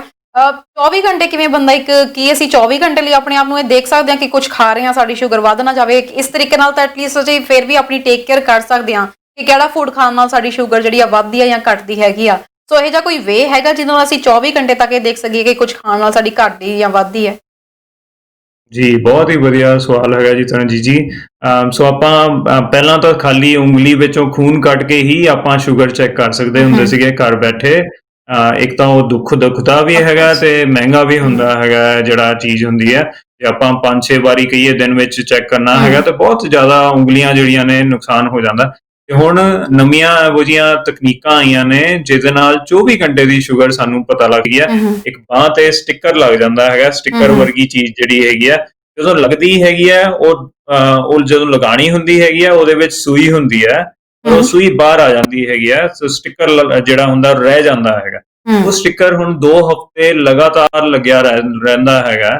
ਤੁਸੀਂ ਨਹਾ ਸਕਦੇ ਹੈਗੇ ਹੋ, ਆਪਣਾ ਕੰਮ ਕਰ ਸਕਦੇ ਹੋ, ਜਿਵੇਂ ਸੋਣਾ ਵੀ ਕੋਈ ਪ੍ਰੋਬਲਮ ਨਹੀਂ ਹੈ ਕਿ ਹਲਕਾ ਜਿਹਾ ਸਟਿੱਕਰ ਹੈਗਾ ਉਹ ਲੱਗਿਆ ਰਹਿਣਾ। ਤੁਸੀਂ ਜਦੋਂ ਮਰਜ਼ੀ ਚਾਹੋ ਆਪਣੀ ਸ਼ੂਗਰ ਪਤਾ ਕਰ ਸਕਦੇ ਹੈਗੇ ਹੋ। ਹਰ ਘੰਟੇ ਜੇ ਕਰਨਾ ਚਾਹੋ ਤਾਂ ਹਰ ਘੰਟੇ ਵੀ ਕਰ ਸਕਦੇ ਹੋ, ਪਰ ਐਟਲੀਸਟ ਖਾਣੇ ਤੋਂ ਬਾਅਦ ਕਰਨਾ ਜ਼ਰੂਰੀ ਹੈਗਾ। ਕਿਉਂਕਿ ਇਹਦੇ ਨਾਲ ਪਤਾ ਲੱਗਦਾ ਹੈ ਕਿ ਕਿਹੜੇ ਖਾਣੇ ਦੇ ਨਾਲ ਤੁਹਾਡੀ ਸ਼ੂਗਰ ਵੱਧ ਰਹੀ ਹੈਗੀ ਹੈ, ਕਿਹੜੇ ਖਾਣੇ ਦੇ ਨਾਲ ਤੁਹਾਡੀ ਸ਼ੂਗਰ ਨਹੀਂ ਵੱਧ ਰਹੀ ਹੈਗੀ ਹੈ। ਹੋ ਸਕਦਾ ਹੈ ਜਿਵੇਂ ਤੁਹਾਡੇ ਨਿਊਯਾਰਕ ਕਾਲਰ ਨੇ ਕਿਹਾ ਹੈਗਾ ਕਿ ਉਹਨਾਂ ਦੀ ਸ਼ੂਗਰ ਕੁਝ ਖਾਣ ਤੋਂ ਬਾਅਦ ਨਾ ਵੱਧ ਰਹੀ ਹੋਵੇ, ਐਂਡ ਆਪਣੀ ਬਿਮਾਰੀ ਹੁੰਦੀ ਹੈ। ਡਾਇਬੀਟੀਜ਼ ਵੀ ਹੋ ਸਕਦਾ ਕੁਝ ਲੋਕਾਂ ਦੀ ਨਾ ਵੱਧਦੀ ਹੋਵੇ, ਪਰ ਪਤਾ ਕਰਨਾ ਜ਼ਰੂਰੀ ਹੈਗਾ ਕਿ ਕਿੰਨੀ ਵੱਧਦੀ ਹੈਗੀ ਹੈ। ਇਹ ਸਟਿੱਕਰ ਜਿਹੜਾ ਆਪਾਂ ਟੈਸਟ ਕਹਿੰਦੇ ਹੈਗੇ ਆ, ਤੁਸੀਂ ਆਪਣੇ ਡਾਕਟਰ ਨੂੰ ਗੱਲ ਕਰ ਸਕਦੇ ਹੈਗੇ ਹੋ। ਇਹੋ ਜਿਹੇ ਜਿਹੜੇ ਸਟਿੱਕਰ ਹੈਗੇ ਨੇ, ਜਿਹੜੇ ਟੈਸਟਿੰਗ ਮਸ਼ੀਨ ਹੈਗੀਆਂ ਨੇ, ਇਹ ਓਨਟਾਰੀਓ ਦੀ ਆਪਾਂ ਜੇ ਗੱਲ ਕਰੀਏ ਤਾਂ ਸੀਨੀਅਰਸ ਨੂੰ ਜਿਨ੍ਹਾਂ ਨੂੰ ਇਨਸੂਲਿਨ ਲੱਗਦਾ ਹੈਗਾ ਉਹਨਾਂ ਨੂੰ ਤਾਂ ਫ੍ਰੀ ਹੈਗਾ। ਬਾਕੀਆਂ ਨੂੰ ਆਪਣੀ ਇੰਸ਼ੋਰੈਂਸ ਦੇ ਹਿਸਾਬ ਨਾਲ ਪਤਾ ਕਰਨਾ ਪਏਗਾ ਕਿ ਇਹ ਲੱਗ ਸਕਦਾ ਹੈਗਾ ਕਿ ਨਹੀਂ ਲੱਗ ਸਕਦਾ। ਜੀ, ਜਿਵੇਂ ਆਪਾਂ ਅੱਜ ਡਾਇਬੀਟੀਜ਼ ਦੇ ਬਾਰੇ ਵਿੱਚ ਗੱਲਬਾਤ ਕਰ ਰਹੇ ਹਾਂ, ਮੈਂ ਨਾਲ ਦੀ ਨਾਲ ਮਿਥਸ ਵੀ ਲੋਕਾਂ ਦੇ ਜ਼ਿਹਨ ਦੇ ਵਿੱਚ ਹੁੰਦੀਆਂ ਨੇ ਉਹ ਵੀ ਨਾਲ ਦੀ ਨਾਲ ਜ਼ਰੂਰ ਕਲੀਅਰ ਕਰ ਰਹੀ ਹਾਂ। ਇਹ ਵੀ ਕਿਹਾ ਜਾਂਦਾ ਹੈ ਕਿ ਜਦੋਂ ਡਾਇਬੀਟੀਜ਼ ਦੀ ਗੋਲੀ ਲੱਗਦੀ ਆ ਤਾਂ ਉਹ ਡਾਇਬੀਟੀਜ਼ ਨੂੰ ਭਾਵੇਂ ਇੱਕ ਹੱਦ ਤੱਕ ਠੀਕ ਕਰਨ ਦੀ ਕੋਸ਼ਿਸ਼ ਕਰਦੀ ਆ, ਪਰ ਨਾਲ ਦੀ ਨਾਲ ਸਰੀਰ ਦੇ ਬਾਕੀ ਹਿੱਸਿਆਂ ਤੇ, ਸਰੀਰ ਦੇ ਬਾਕੀ ਆਰਗਨਸ ਤੇ ਉਸ ਤੇ ਬਹੁਤ ਬੁਰਾ ਇਫੈਕਟ ਪੈਂਦਾ ਹੈ। ਇਹਦੇ ਬਾਰੇ ਗੱਲ ਕਰਾਂਗੇ। ਇੱਕ ਦਰਸ਼ਕ ਸਾਡੇ ਨਾਲ ਹੋਰ ਜੁੜ ਗਏ ਨੇ। ਹੈਲੋ, ਹਾਂਜੀ, ਸਤਿ ਸ੍ਰੀ ਅਕਾਲ ਜੀ। ਸਤਿ ਸ਼੍ਰੀ ਅਕਾਲ ਜੀ, ਸਵਾਗਤ ਹੈ ਪ੍ਰੋਗਰਾਮ 'ਚ। ਕਿੱਥੋਂ ਬੋਲ ਰਹੇ ਹੋ? ਹਾਂਜੀ, ਮੈਂ ਇੱਥੋਂ ਬ੍ਰਹਮਟੋਂ ਬੋਲਦੀ ਹਾਂ। ਮੇਰਾ ਨਾਮ ਕ੍ਰਿਸ਼ਨਾ ਹੈ ਜੀ ਮੈਮ। ਤੇ ਲਾਸਟ ਨੇਮ ਸਿੰਘ ਹੈ ਜੀ, ਤੇ ਮੈਂ ਬਜਾਜ ਨਾਲ ਗੱਲ ਕਰਨੀ ਹੈ ਜੀ। ਡਾਕਟਰ ਬਜਾਜ ਸਾਡੇ ਨਾਲ ਫੋਨ ਲਾਈਨ ਤੇ ਮੌਜੂਦ ਨੇ ਜੀ। ਦੱਸੋ ਕੀ ਸਵਾਲ ਹੈ ਤੁਹਾਡਾ? ਮੈਂ ਜੀ, ਮੇਰੀ ਸ਼ੂਗਰ ਲੋ ਹੁੰਦੀ ਹੈ, ਉਹਨਾਂ ਨੂੰ ਪਤਾ, ਮੇਰਾ ਡਾਕਟਰ ਹੀ ਉਹ ਆ। ਸ਼ੂਗਰ ਲੋ ਹੁੰਦੀ ਹੈ, ਉਹਨਾਂ ਨੂੰ ਪੁੱਛਣਾ ਸੀ, ਫੋਨ ਤੇ ਮਿਲੇ ਨਹੀਂ ਸੀ ਜੀ ਪਹਿਲਾਂ ਫਰਾਈਡੇ। ਜੀ ਬਿਲਕੁਲ ਮੈਮ, ਇਸ ਵਕਤ ਡਾਕਟਰ ਬਜਾਜ ਸਾਡੇ ਨਾਲ ਲਾਈਵ ਪ੍ਰੋਗਰਾਮ ਦੇ ਵਿੱਚ ਹੈਗੇ। ਤੁਹਾਡੀ ਕੋਈ ਪਰਸਨਲ ਫੈਮਿਲੀ ਹਿਸਟਰੀ ਹੈਗੀ ਇਸ ਟਾਈਮ ਤਾਂ ਤੁਸੀਂ ਡਾਕਟਰ ਸਾਹਿਬ ਨਾਲ ਬਾਅਦ ਵਿੱਚ ਗੱਲ ਕਰ ਸਕਦੇ ਹੋ। ਤੁਹਾਡਾ ਟੀਵੀ ਸਕਰੀਨ ਤੇ ਕੋਈ ਕੁਐਸਚਨ ਪੁੱਛਣਾ ਤਾਂ ਤੁਸੀਂ ਪੁੱਛ ਸਕਦੇ ਹੋ। ਨਹੀਂ, ਮੈਂ ਸ਼ੂਗਰ ਦਾ ਹੀ ਪੁੱਛਣਾ, ਹੋਰ ਕੋਈ ਗੱਲ ਨਹੀਂ ਮੈਨੂੰ। ਜੀ ਬਿਲਕੁਲ, ਅਸੀਂ ਕੋਸ਼ਿਸ਼ ਕਰਦੇ ਹਾਂ ਜੀ ਡਾਕਟਰ ਬਜਾਜ ਤੁਹਾਡੇ ਸਵਾਲ ਦਾ ਜਵਾਬ ਮੈਂ ਆਪਣੇ ਆਫਿਸ ਨੂੰ ਕਹਿ ਦਾਂਗਾ ਜੀ ਤੁਹਾਨੂੰ ਫੋਨ ਕਰਕੇ, ਫਿਰ ਆਪਣਾ ਅਪਾਇੰਟਮੈਂਟ ਬਣਾ ਦਾਂਗੇ। ਕੱਲ ਨੂੰ ਅਪਾਇੰਟਮੈਂਟ ਬੁੱਕ ਜ਼ਰੂਰ ਕਰਵਾ ਲੈਣਗੇ। ਬਹੁਤ ਬਹੁਤ ਧੰਨਵਾਦ ਤੁਹਾਡਾ ਕਾਲ ਕਰਨ ਦੇ ਲਈ ਜੀ। ਪੇਸ਼ੈਂਟਸ, ਡਾਕਟਰ ਸਾਹਿਬ ਦੇ ਪੇਸ਼ੈਂਟਸ ਵੀ ਜਿਹੜੇ ਇਸ ਵਕਤ ਲਾਈਵ ਪ੍ਰੋਗਰਾਮ 'ਚ ਕਾਲ ਕਰ ਰਹੇ ਨੇ, ਤੁਸੀਂ ਕਲੀਨਿਕ 'ਚ ਫੋਨ ਜ਼ਰੂਰ ਕਰ ਸਕਦੇ ਹੋ। ਇਸ ਵਕਤ ਲਾਈਵ ਪ੍ਰੋਗਰਾਮ ਲਈ ਕੋਈ ਕੁਐਸਚਨ ਹੈ ਤਾਂ ਸਾਨੂੰ ਪੁੱਛ ਸਕਦੇ ਹੋ। ਜੀ ਸਰ, ਮੈਂ ਪੁੱਛ ਰਹੀ ਸੀ, ਜਿਹੜੀ ਇਹਦੀ ਮੈਡੀਸਨ ਹੁੰਦੀ ਆ, ਗੋਲੀ ਅਸੀਂ ਖਾਂਦੇ ਆ, ਇਹਦਾ ਸਾਈਡ ਇਫੈਕਟ ਵੀ ਹੁੰਦਾ ਆ ਕਿਉਂਕਿ ਬਾਕੀ ਆਰਗਨਸ ਦੇ ਉੱਤੇ, ਕੀ ਇਹਦਾ ਕੋਈ ਬੁਰਾ ਪ੍ਰਭਾਵ ਪੈ ਸਕਦਾ ਆ? ਜੀ, ਇਹਨਾਂ ਤੇ ਮੈਂ ਤੁਸੀਂ ਜਿਹੜੀ ਪਹਿਲਾਂ ਗੱਲ ਕਹੀ ਸੀ ਤਰਨਜੀਤ ਜੀ ਕਿ ਵੀ ਕੁਝ ਲੋਕ ਦਾਵਾ ਕਰਦੇ ਨੇ ਕਿ ਬਿਮਾਰੀ ਨੂੰ ਖਤਮ ਕਰ ਦੇਣਗੇ। ਉਹ ਇਹ ਵੀ ਦਾਵਾ ਕਰਦੇ ਨੇ ਕਿ ਜਿਹੜੀਆਂ ਦਵਾਈਆਂ ਹੈਗੀਆਂ ਨਹੀਂ ਲੈਣੀ ਚਾਹੀਦੀਆਂ ਕਿਉਂਕਿ ਉਹਨਾਂ ਦਾ ਸਾਈਡ ਇਫੈਕਟ ਇੱਕ ਮਿੰਟ ਜੀ, ਮੈਂ ਆਪਣੇ ਕਾਲਰ ਨੂੰ ਕਹਾਂਗੀ 1 ਮਿੰਟ ਲਈ ਪਲੀਜ਼ ਹੋਲਡ ਕਰਿਓ। ਡਾਕਟਰ ਸਾਹਿਬ ਇੱਕ ਰਿਪਲਾਈ ਕਰ ਰਹੇ ਨੇ, ਤੁਸੀਂ 1 ਮਿੰਟ ਹੀ ਹੋਲਡ ਕਰੋ। ਤੁਸੀਂ ਲੈ ਲਓ, ਕਾਲ ਲੈ ਲਓ ਜੀ। ਜੀ ਤੁਸੀਂ ਆਪਣਾ ਸਵਾਲ ਰੱਖ ਸਕਦੇ ਹੋ ਜੀ। ਕਿੱਥੋਂ ਬੋਲ ਰਹੇ ਹੋ? ਸਤਿ ਸ਼੍ਰੀ ਅਕਾਲ ਤਰਨ ਜੀ, ਬੀਕੇ ਗੋਇਲ ਬੋਲ ਰਹੇ ਜੀ ਸਰੀ ਤੋਂ। ਜੀ ਗੋਇਲ ਜੀ, ਦੱਸੋ ਕੀ ਸਵਾਲ ਹੈ? ਮੈਂ ਡਾਕਟਰ ਸਾਹਿਬ ਨਾਲ ਇਹ ਗੱਲ ਕਰ ਰਹੀ ਹਾਂ ਜੀ। ਮੈਂ ਵੀ ਕਾਫੀ ਪੇਸ਼ੈਂਟ ਪੁਰਾਣਾ ਜੀ ਸ਼ੂਗਰ ਦਾ, ਤੇ ਪਹਿਲਾਂ ਮੈਂ ਇੰਡੀਆ ਦੇ ਮੈਡੀਸਨ ਹੀ ਲੈ ਰਿਹਾ ਸੀ, ਤੇ ਲਾਸਟ 2 ਈਅਰ ਤੋਂ ਮੈਂ ਮੈਟਫੋਰਮਿਨ 850 ਇੱਕ ਗੋਲੀ ਸਵੇਰੇ ਲੈ ਰਿਹਾ, ਇੱਕ ਸ਼ਾਮ ਨੂੰ ਲੈ ਰਿਹਾ ਜੀ। ਤੇ ਮੇਰੀ ਸ਼ੂਗਰ ਮਤਲਬ ਮੋਸਟਲੀ ਮਾਰਨਿੰਗ, ਵੈਸੇ ਜਿਹੜੀ HbA1c ਹੈ ਉਹ ਮੇਰਾ ਇਸ ਟਾਈਮ 6 ਰਹਿ ਰਿਹਾ ਜੀ, 5.5 ਤੋਂ 6 ਦੇ ਵਿੱਚ। ਤੇ ਮੈਂ ਆਪਣੇ ਬਜਾਜ ਸਾਹਿਬ, ਮੇਰੇ ਆਪਣੇ ਡਾਕਟਰ ਨੂੰ ਕਿਹਾ ਸੀ ਵੀ ਮੇਰੀ 6 ਸ਼ੂਗਰ ਮੈਨੂੰ ਥੋੜੀ ਜਿਹੀ ਜ਼ਿਆਦਾ ਲੱਗ ਰਹੀ ਹੈ, ਵੀ ਇਹਦੇ ਵਿੱਚ ਤੁਸੀਂ ਕੋਈ ਗੋਲੀ ਹੋਰ ਐਡੀਸ਼ਨ ਕਰ ਸਕਦੇ ਹੋ ਜੀ। ਪਰ ਉਹਨਾਂ ਨੇ ਇਸ ਗੱਲ ਤੋਂ ਮੈਨੂੰ ਮਨਾ ਕਰਿਆ ਵੀ ਮੈਂ ਕੋਈ ਗੋਲੀ ਹੋਰ ਐਡੀਸ਼ਨ ਨਹੀਂ ਕਰਨੀ, ਵੀ ਤੁਸੀਂ ਆਪਣੇ ਨੂੰ ਖਾਣ ਪੀਣ ਨਾਲ, ਐਕਸਰਸਾਈਜ਼ ਨਾਲ ਇਹਨੂੰ ਠੀਕ ਕਰੋ ਜੀ। ਡਾਕਟਰ ਸਾਹਿਬ, ਮੈਂ ਸੈਰ ਵੀ ਬਹੁਤ ਕਰਦਾ, ਐਕਸਰਸਾਈਜ਼ ਵੀ ਕਾਫੀ ਕਰ ਲੈਂਦਾ, ਤੇ ਮੈਂ ਤੁਹਾਨੂੰ ਇਹੀ ਪੁੱਛਣਾ ਚਾਹੁੰਦਾ ਵੀ ਇੱਕ ਤਾਂ ਮੈਨੂੰ ਇਹ ਚੀਜ਼ ਦੱਸੀ ਜਾਵੇ ਵੀ ਕਿਹੜੇ ਕਿਹੜੇ ਫਰੂਟਸ ਖਾਣੇ ਚਾਹੀਦੇ ਨੇ ਜਿਨ੍ਹਾਂ ਨਾਲ ਸ਼ੂਗਰ ਨਹੀਂ ਵੱਧਦੀ ਜੀ, ਕਿਹੜੇ ਕਿਹੜੇ ਫਰੂਟ ਸ਼ੂਗਰ ਦੇ ਵਿੱਚ ਸਹੀ ਨੇ। ਡਾਕਟਰ ਸਾਹਿਬ, ਇੱਕ ਮੇਰੀ ਪਰਸਨਲ ਪ੍ਰੋਬਲਮ ਇਹ ਹੈ ਵੀ ਜੇ ਮੈਂ ਆਪਣਾ ਫੂਡ ਲੇਟ ਕਰਦਾ ਜੀ, ਜੇ ਮੈਂ ਮਤਲਬ ਮਾਰਨਿੰਗ ਬ੍ਰੇਕਫਾਸਟ ਮੈंने 10 ਵਜੇ ਕਰ ਲਿਆ, ਜੇ ਮੈਂ 3 ਵਜੇ ਤੱਕ ਨਹੀਂ ਖਾਂਦਾ ਜੀ ਕੁਝ, ਤਾਂ ਮੇਰੀ ਸ਼ੂਗਰ ਡਾਊਨ ਹੋਣ ਲੱਗ ਜਾਂਦੀ ਹੈ, ਤੇ ਫਿਰ ਮੈਨੂੰ ਪ੍ਰੋਬਲਮ ਕ੍ਰੀਏਟ ਹੁੰਦੀ ਜੀ। ਡਾਕਟਰ ਸਾਹਿਬ, ਆਪਾਂ ਸਵਾਲ ਸੁਣ ਲਿਆ, ਟੀਵੀ ਸਕਰੀਨ ਤੇ ਆਨਸਰ ਦਈਏ ਜਾਂ ਕੁਝ ਪੁੱਛਣਾ ਚਾਹੁੰਦੇ ਹੋ? ਨਹੀਂ ਤੁਸੀਂ ਗੋਇਲ ਜੀ, ਤੁਸੀਂ ਟੀਵੀ ਸਕਰੀਨ ਤੇ ਆਨਸਰ ਸੁਣ ਸਕਦੇ ਹੋ। ਕਾਲ ਕਰਨ ਲਈ ਬਹੁਤ ਬਹੁਤ ਧੰਨਵਾਦ। ਇੱਕ ਦਰਸ਼ਕ ਹੋਰ ਜੁੜ ਗਏ ਨੇ। ਹੈਲੋ, ਹਾਂਜੀ, ਸਤਿ ਸ੍ਰੀ ਅਕਾਲ ਜੀ। ਸਤਿ ਸ਼੍ਰੀ ਅਕਾਲ ਜੀ, ਕਿੱਥੋਂ ਬੋਲ ਰਹੇ ਹੋ? ਜੀ, ਮੈਂ ਕੈਨੇਡਾ ਤੋਂ ਬੋਲ ਰਿਹਾ ਜੀ। ਹਾਂਜੀ ਸਰ, ਕੀ ਸਵਾਲ ਹੈ? ਹਾਂਜੀ, ਮੈਂ ਸ਼ੂਗਰ ਬਾਰੇ ਗੱਲ ਕਰਨੀ ਸੀਗੀ। ਹਾਂਜੀ, ਮੇਰੀ ਸ਼ੂਗਰ ਜੀ ਕਈ ਵਾਰ ਤਾਂ ਜਿਵੇਂ 6 ਤੱਕ ਰਹਿੰਦੀ ਹੈ, ਕਈ ਵਾਰੀ 8 ਹੋ ਜਾਂਦੀ ਹੈ। ਮੈਂ ਡਾਕਟਰ ਨੂੰ, ਆਪਣੇ ਫੈਮਿਲੀ ਡਾਕਟਰ ਨੂੰ ਮੈਂ ਕਿਹਾ ਵੀ 8 ਹੋ ਜਾਂਦੀ, ਕੋਈ ਗੋਲੀ ਹੋਊਗਾ ਨਾ? ਕੋਈ ਗੋਲੀ ਨਹੀਂ, 8 ਕਹਿੰਦਾ ਨੋਰਮਲ ਆ। ਉਹ ਜਦੋਂ 8 ਹੋ ਜਾਂਦੀ ਹੈ ਤੇ ਮੈਨੂੰ ਨੀਂਦ ਬਹੁਤ ਆਉਂਦੀ ਉਦੋਂ ਜੀ। ਮੈਨੂੰ ਇਹ 7-8 ਮਹੀਨੇ ਦਾ ਪ੍ਰੋਬਲਮ ਹੋ ਗਿਆ, ਹੋ ਗਈ ਹੁੰਦੀ ਹੈ ਜੀ। ਡਾਕਟਰ ਬਜਾਜ, ਕੁਝ ਪੁੱਛਣਾ ਜਾਂ ਆਪਾਂ ਆਨਸਰ ਦਈਏ ਸਿੱਧਾ? ਤੁਹਾਡਾ ਬਲੱਡ ਟੈਸਟ ਹੋਇਆ ਜੀ, ਉਹਦੇ ਵਿੱਚ A1C ਟੈਸਟ ਕਿੰਨਾ? ਤੁਹਾਡਾ ਬਲੱਡ ਟੈਸਟ ਵਗੈਰਾ ਹੋਏ ਨੇ ਜੀ? ਹਾਂਜੀ, ਹੋਇਆ ਬਲੱਡ ਟੈਸਟ, ਉਹਦੇ ਵਿੱਚ ਵੀ 8.8 ਆਈ ਆ। 8.8 ਆਈ ਆ ਜੀ। ਹਾਂਜੀ, ਉਹ ਡਾਕਟਰ ਕਹਿੰਦਾ ਨੋਰਮਲ ਆ, ਪਰ ਮੈਨੂੰ ਜ਼ਿਆਦਾ ਲੱਗਦੀ ਹੈ ਜੀ ਉਦਾਂ ਉਹ ਸਾਡੇ ਡਾਕਟਰ ਜੀ। ਤੁਸੀਂ ਟੀਵੀ ਸਕਰੀਨ ਤੇ ਆਨਸਰ ਸੁਣ ਸਕਦੇ ਹੋ ਜੀ। ਕਾਲ ਕਰਨ ਲਈ ਬਹੁਤ ਬਹੁਤ ਧੰਨਵਾਦ। ਇੱਕ ਦਰਸ਼ਕ ਹੋਰ ਜੁੜ ਗਏ ਨੇ। ਹੈਲੋ, ਅਸੀਂ ਮੁਆਫੀ ਚਾਹਾਂਗੇ ਜੀ, ਤੁਹਾਡਾ ਫੋਨ ਡਿਸਕਨੈਕਟ ਹੋ ਗਿਆ ਜੀ। ਸਰ, ਇਸ ਤੋਂ ਪਹਿਲਾਂ ਮਿਸਟਰ ਗੋਇਲ ਦਾ ਜਿਨ੍ਹਾਂ ਦਾ ਸਵਾਲ ਸੀ, ਉਹਨਾਂ ਨੂੰ ਆਪਾਂ ਆਨਸਰ ਦੇ ਦਈਏ ਜੀ। ਜਿਹੜਾ ਸਰੀ ਤੋਂ ਜਿਹੜਾ ਮੈਟਫੋਰਮਿਨ ਦਾ ਹੈਗਾ ਸੀ ਜੀ। ਸੋ ਮੈਟਫੋਰਮਿਨ ਜਿਹੜੀ ਹੈਗੀ ਹੈ, ਸਭ ਤੋਂ ਪਹਿਲਾਂ ਦਵਾਈ ਦਿੱਤੀ ਜਾਂਦੀ ਹੈਗੀ ਹੈ, ਉਹਦੇ ਨਾਲ ਲੋ ਸ਼ੂਗਰ ਐਵੇਂ ਹੋਣ ਦਾ ਇੰਨਾ ਖਤਰਾ ਨਹੀਂ ਹੈਗਾ। ਕੁਝ ਲੋਕਾਂ ਨੂੰ 3.5 3.6 ਹਲਕੀ ਜੀ ਜਿਹੜੀ ਹੈਗੀ ਹੈ ਲੋ ਸਾਈਡ ਤੇ ਰਹਿ ਸਕਦੀ ਹੈ, ਸਪੈਸ਼ਲੀ ਜੇ ਤੁਹਾਡੀ ਐਵਰੇਜ ਸ਼ੂਗਰ ਗੋਇਲ ਜੀ ਬਹੁਤ ਅੱਛੀ ਚੱਲ ਰਹੀ ਹੈ, 5.5 ਤੋਂ 6 ਚੱਲ ਰਹੀ ਹੈਗੀ। ਬਹੁਤ ਹੀ ਮੁਬਾਰਕ ਹੈਗੀ ਤੁਹਾਡੀ ਵੀ ਤੁਸੀਂ ਖਾਣੇ ਨੂੰ ਕੰਟਰੋਲ ਕਰਦੇ ਹੈਗੇ ਹੋ, ਐਕਸਰਸਾਈਜ਼ ਕਰਦੇ ਹੈਗੇ ਹੋ, ਇਸ ਲਈ ਤੁਹਾਡੀ ਸ਼ੂਗਰ ਇੰਨੀ ਕੰਟਰੋਲ ਵਿੱਚ ਚੱਲ ਰਹੀ ਹੈਗੀ ਹੈ। ਮੈਟਫੋਰਮਿਨ ਸਭ ਤੋਂ ਵਧੀਆ ਦਵਾਈ ਹੈ, ਸਭ ਤੋਂ ਜ਼ਰੂਰੀ ਦਵਾਈ ਹੈ। ਤੁਸੀਂ ਬਿਲਕੁਲ ਸਹੀ ਕੀਤਾ ਹੈ ਕਿ ਡਾਕਟਰ ਨੂੰ ਪੁੱਛ ਲਿਆ ਹੈਗਾ। ਡਾਕਟਰਾਂ ਨੇ ਵੀ ਸਹੀ ਸਲਾਹ ਦਿੱਤੀ ਹੈਗੀ ਹੈ ਕਿ ਹੋਰ ਦਵਾਈ ਐਡ ਕਰਨ ਦੀ ਲੋੜ ਨਹੀਂ ਹੈ, ਪਰ ਮੈਟਫੋਰਮਿਨ ਘਟਾਉਣ ਦੀ ਵੀ ਲੋੜ ਨਹੀਂ ਹੈਗੀ। ਹੁਣ ਜੇ ਆਪਾਂ ਗੱਲ ਕਰੀਏ ਕਿ ਉਹਨਾਂ ਦੀ ਸ਼ੂਗਰ ਜਿਹੜੀ ਬ੍ਰੈਕਫਾਸਟ ਤੋਂ ਬਾਅਦ ਕਈ ਵਾਰੀ ਘਟ ਜਾਂਦੀ ਹੈਗੀ ਹੈ, ਉਹ ਆਪਾਂ ਥੋੜਾ ਖਾਣਾ ਜੇ ਆਪਾਂ ਚੇਂਜ ਕਰੀਏ, ਸੋ ਜਿਵੇਂ ਮੈਂ ਕਿਹਾ ਹੈਗਾ ਪ੍ਰੋਟੀਨ ਐਡ ਕਰਨਾ ਹੈਗਾ, ਤਾਂ ਆਪਾਂ ਐਗ ਕਰ ਸਕਦੇ ਹਾਂ, ਪੀਨਟ ਬਟਰ ਕਰ ਸਕਦੇ ਹੈਗੇ ਆ, ਦਾਲਾਂ ਕਰ ਸਕਦੇ ਹਾਂ, ਅੰਕੁਰਿਤ ਦਾਲਾਂ ਜਿਹੜੀਆਂ ਭੁੰਗਾਰੀਆਂ ਹੋਈਆਂ ਦਾਲਾਂ ਆਪਾਂ ਕਹਿ ਦਿੰਦੇ ਆ ਸਪਰਾਊਟ ਬਣਾ ਕੇ, ਉਹ ਜੇ ਆਪਾਂ ਐਡ ਕਰ ਲਈਏ ਤੇ ਫਾਈਬਰ ਪ੍ਰੋਟੀਨ ਜੇ ਆਪਾਂ ਐਡ ਕਰਾਂਗੇ ਨਾ, ਉਹਦੇ ਨਾਲ ਸ਼ੂਗਰ ਲੋ ਹੋਣ ਦਾ ਜਿਹੜਾ ਖਤਰਾ ਹੁੰਦਾ ਉਹ ਵੀ ਨਹੀਂ ਹੁੰਦਾ ਹੈਗਾ। ਤੇ ਅਸੀਂ ਬ੍ਰੈਕਫਾਸਟ ਵਿੱਚ ਜ਼ਰੂਰੀ ਹੈਗਾ ਵੀ ਆਪਾਂ ਇਹਨਾਂ ਚੀਜ਼ਾਂ ਨੂੰ ਧਿਆਨ ਦਈਏ। ਤੇ ਫਰੂਟ ਦੀ ਜਿਹੜੀ ਉਹਨਾਂ ਨੇ ਕੁਐਸਚਨ ਪੁੱਛਿਆ ਸੀਗਾ ਵੀ ਫਰੂਟ ਕਿਹੜੇ ਖਾ ਲੈਣੇ ਚਾਹੀਦੇ ਹੈਗੇ ਨੇ, ਫਰੂਟ ਜ਼ਰੂਰੀ ਹੈਗੇ ਨੇ ਖਾਣੇ ਸਾਰਿਆਂ ਨੂੰ ਜਿਨ੍ਹਾਂ ਨੂੰ ਸ਼ੂਗਰ ਹੁੰਦੀ ਹੈ। ਦਿਨ ਵਿੱਚ 2 ਜਾਂ 3 ਫਰੂਟ ਜ਼ਰੂਰ ਖਾਣੇ ਚਾਹੀਦੇ ਨੇ, ਪਰ ਕਿਹੜੇ ਫਰੂਟ ਖਾਣੇ ਚਾਹੀਦੇ ਨੇ ਇਹ ਵੀ ਜ਼ਰੂਰੀ ਹੈਗਾ ਜਾਣਨਾ। ਉਹਦੇ ਵਿੱਚ ਆਪਾਂ ਸੇਬ ਖਾ ਸਕਦੇ ਹੈਗੇ ਆ, ਬੈਰੀਜ਼ ਖਾ ਸਕਦੇ ਹੈਗੇ ਆ, ਕੋਈ ਵੀ ਸਟ੍ਰਾਬੇਰੀ, ਰਾਸਪਬੇਰੀ, ਬਲੈਕਬੇਰੀ, ਇਹ ਸਾਰੀਆਂ ਚੀਜ਼ਾਂ ਖਾ ਸਕਦੇ ਹੈਗੇ ਆ। ਇਹ ਸਭ ਤੋਂ ਵਧੀਆ ਫਰੂਟ ਹੈਗੇ ਨੇ। ਵੈਸੇ ਵੀ ਐਂਟੀਆਕਸੀਡੈਂਟਸ ਵੀ ਜ਼ਿਆਦਾ ਹੁੰਦੇ ਨੇ, ਹਾਰਟ ਵਾਸਤੇ ਵੀ ਇਹ ਫਰੂਟ ਜ਼ਿਆਦਾ ਚੰਗੇ ਹੁੰਦੇ ਨੇ। ਬਾਕੀ ਜਿਹੜੇ ਫਰੂਟ ਹੁੰਦੇ ਨੇ, ਕਈ ਫਰੂਟਸ ਵਿੱਚ ਸ਼ੂਗਰ ਥੋੜੀ ਜ਼ਿਆਦਾ ਹੁੰਦੀ ਹੈ, ਸਾਨੂੰ ਪਤਾ ਹੀ ਹੈਗਾ। ਅੰਗੂਰਾਂ ਵਿੱਚ ਜ਼ਿਆਦਾ ਹੁੰਦੀ ਹੈ, ਅੰਬਾਂ ਵਿੱਚ ਜ਼ਿਆਦਾ ਹੁੰਦੀ ਹੈਗੀ ਹੈ, ਕੇਲੇ ਵਿੱਚ ਜ਼ਿਆਦਾ ਹੁੰਦੀ ਹੈ, ਜਿਹੜਾ ਪਾਈਨਐਪਲ ਹੁੰਦਾ ਹੈ ਉਹਦੇ ਵਿੱਚ ਜ਼ਿਆਦਾ ਹੁੰਦੀ ਹੈਗੀ ਹੈ। ਇਹ ਚੀਜ਼ਾਂ, ਇਹ ਫਰੂਟ ਜਿਹੜੇ ਹੈਗੇ ਨੇ ਉਹ ਨਹੀਂ ਖਾਣੇ। ਤੇ ਹੋਰ ਕਿਹੜੇ ਫਰੂਟ ਨਹੀਂ ਖਾਣੇ? ਜਿਹੜੇ ਟਿਨ ਵਿੱਚ ਆਉਂਦੇ ਹੈਗੇ ਨੇ, ਕਿਉਂਕਿ ਉਹ ਤਾਂ ਸ਼ੂਗਰ ਨਾਲ ਭਰੇ ਹੋਏ ਹੁੰਦੇ ਹੈਗੇ ਨੇ। ਟਿਨ ਵਾਲੇ ਫਰੂਟ ਨਹੀਂ ਖਾਣੇ, ਫਰੈਸ਼ ਫਰੂਟ ਹੀ ਖਾਣੇ ਨੇ। ਜਿਹੜੇ ਸੁੱਕੇ ਡਰਾਈਡ ਫਰੂਟ ਹੁੰਦੇ ਹੈਗੇ ਨੇ, ਕਈ ਵਾਰੀ ਪੈਕੇਟ ਵਿੱਚ ਆਉਂਦੇ ਨੇ, ਉਹਨਾਂ ਨੂੰ ਡਰਾਈ ਕਰਕੇ ਬਣਾਇਆ ਹੁੰਦਾ, ਉਹਦੇ ਵਿੱਚ ਵੀ ਸ਼ੂਗਰ ਐਡ ਹੁੰਦੀ ਹੈਗੀ, ਉਹ ਨਹੀਂ ਖਾਣੇ ਹੈਗੇ ਜੀ। ਸੋ ਫਰੈਸ਼ ਫਰੂਟ ਜਿਹੜੇ ਕਿ ਐਪਲ ਤੇ ਬੈਰੀਜ਼, ਇਹ ਚੀਜ਼ਾਂ ਆਪਾਂ ਖਾ ਸਕਦੇ ਹਾਂ ਜੀ। ਇਸ ਤੋਂ ਬਾਅਦ ਕੈਲਗਰੀ ਤੋਂ ਸਰ ਦੀ ਕਾਲ ਆਈ ਸੀ, ਜਿਹੜੇ ਕਹਿੰਦੇ ਸੀ ਉਹਨਾਂ ਦੀ 8.8 ਸ਼ੂਗਰ ਆਈ ਸੀ, ਲੈਵਲ ਆਇਆ ਸੀ, ਤੇ ਡਾਕਟਰ ਉਹਨਾਂ ਨੂੰ ਕਹਿ ਰਿਹਾ ਕਿ ਨਾਰਮਲ ਹੈ, ਜਦਕਿ ਉਹਨਾਂ ਨੂੰ ਨੀਂਦ ਬਹੁਤ ਆਉਂਦੀ ਹੈ ਜਦੋਂ ਐਵੇਂ ਦੇ ਆਉਂਦੀ ਹੈ ਇਸ ਲੈਵਲ ਤੇ ਉਹਨਾਂ ਦੀ। ਜੀ। ਸੋ ਅਨਫੋਰਚੂਨੇਟਲੀ ਕੁਝ ਡਾਕਟਰ ਵੀ ਜਿਹੜੀਆਂ ਗਾਈਡਲਾਈਨਸ ਹੈਗੀਆਂ ਨੇ ਕੈਨੇਡਾ ਦੀਆਂ, ਉਹਨੂੰ ਨਹੀਂ ਮੰਨਦੇ ਹੈਗੇ, ਜਾਂ ਫਿਰ ਉਹ ਹੋ ਸਕਦਾ ਹੈ ਕਿ ਪੁਰਾਣੇ ਡਾਕਟਰ ਹੋਣ, ਪੁਰਾਣੀ ਸਲਾਹ ਦਿੰਦੇ ਹੋਣ। ਤੇ ਮੈਨੂੰ ਲੱਗਦਾ ਜੇ ਐਵੇਂ ਕਹਿ ਰਹੇ ਹੈਗੇ ਨੇ ਤੇ ਡਾਕਟਰ ਨੂੰ ਚੇਂਜ ਕਰ ਲੈਣ ਦੀ ਲੋੜ ਹੈਗੀ ਹੈ, ਕਿਉਂਕਿ ਆਫ ਕੋਰਸ 8 ਤੋਂ ਜ਼ਿਆਦਾ ਸ਼ੂਗਰ ਹੈਗੀ ਹੈ ਤੇ ਫਿਰ ਉਹ ਠੀਕ ਨਹੀਂ ਹੈਗੀ ਹੈ।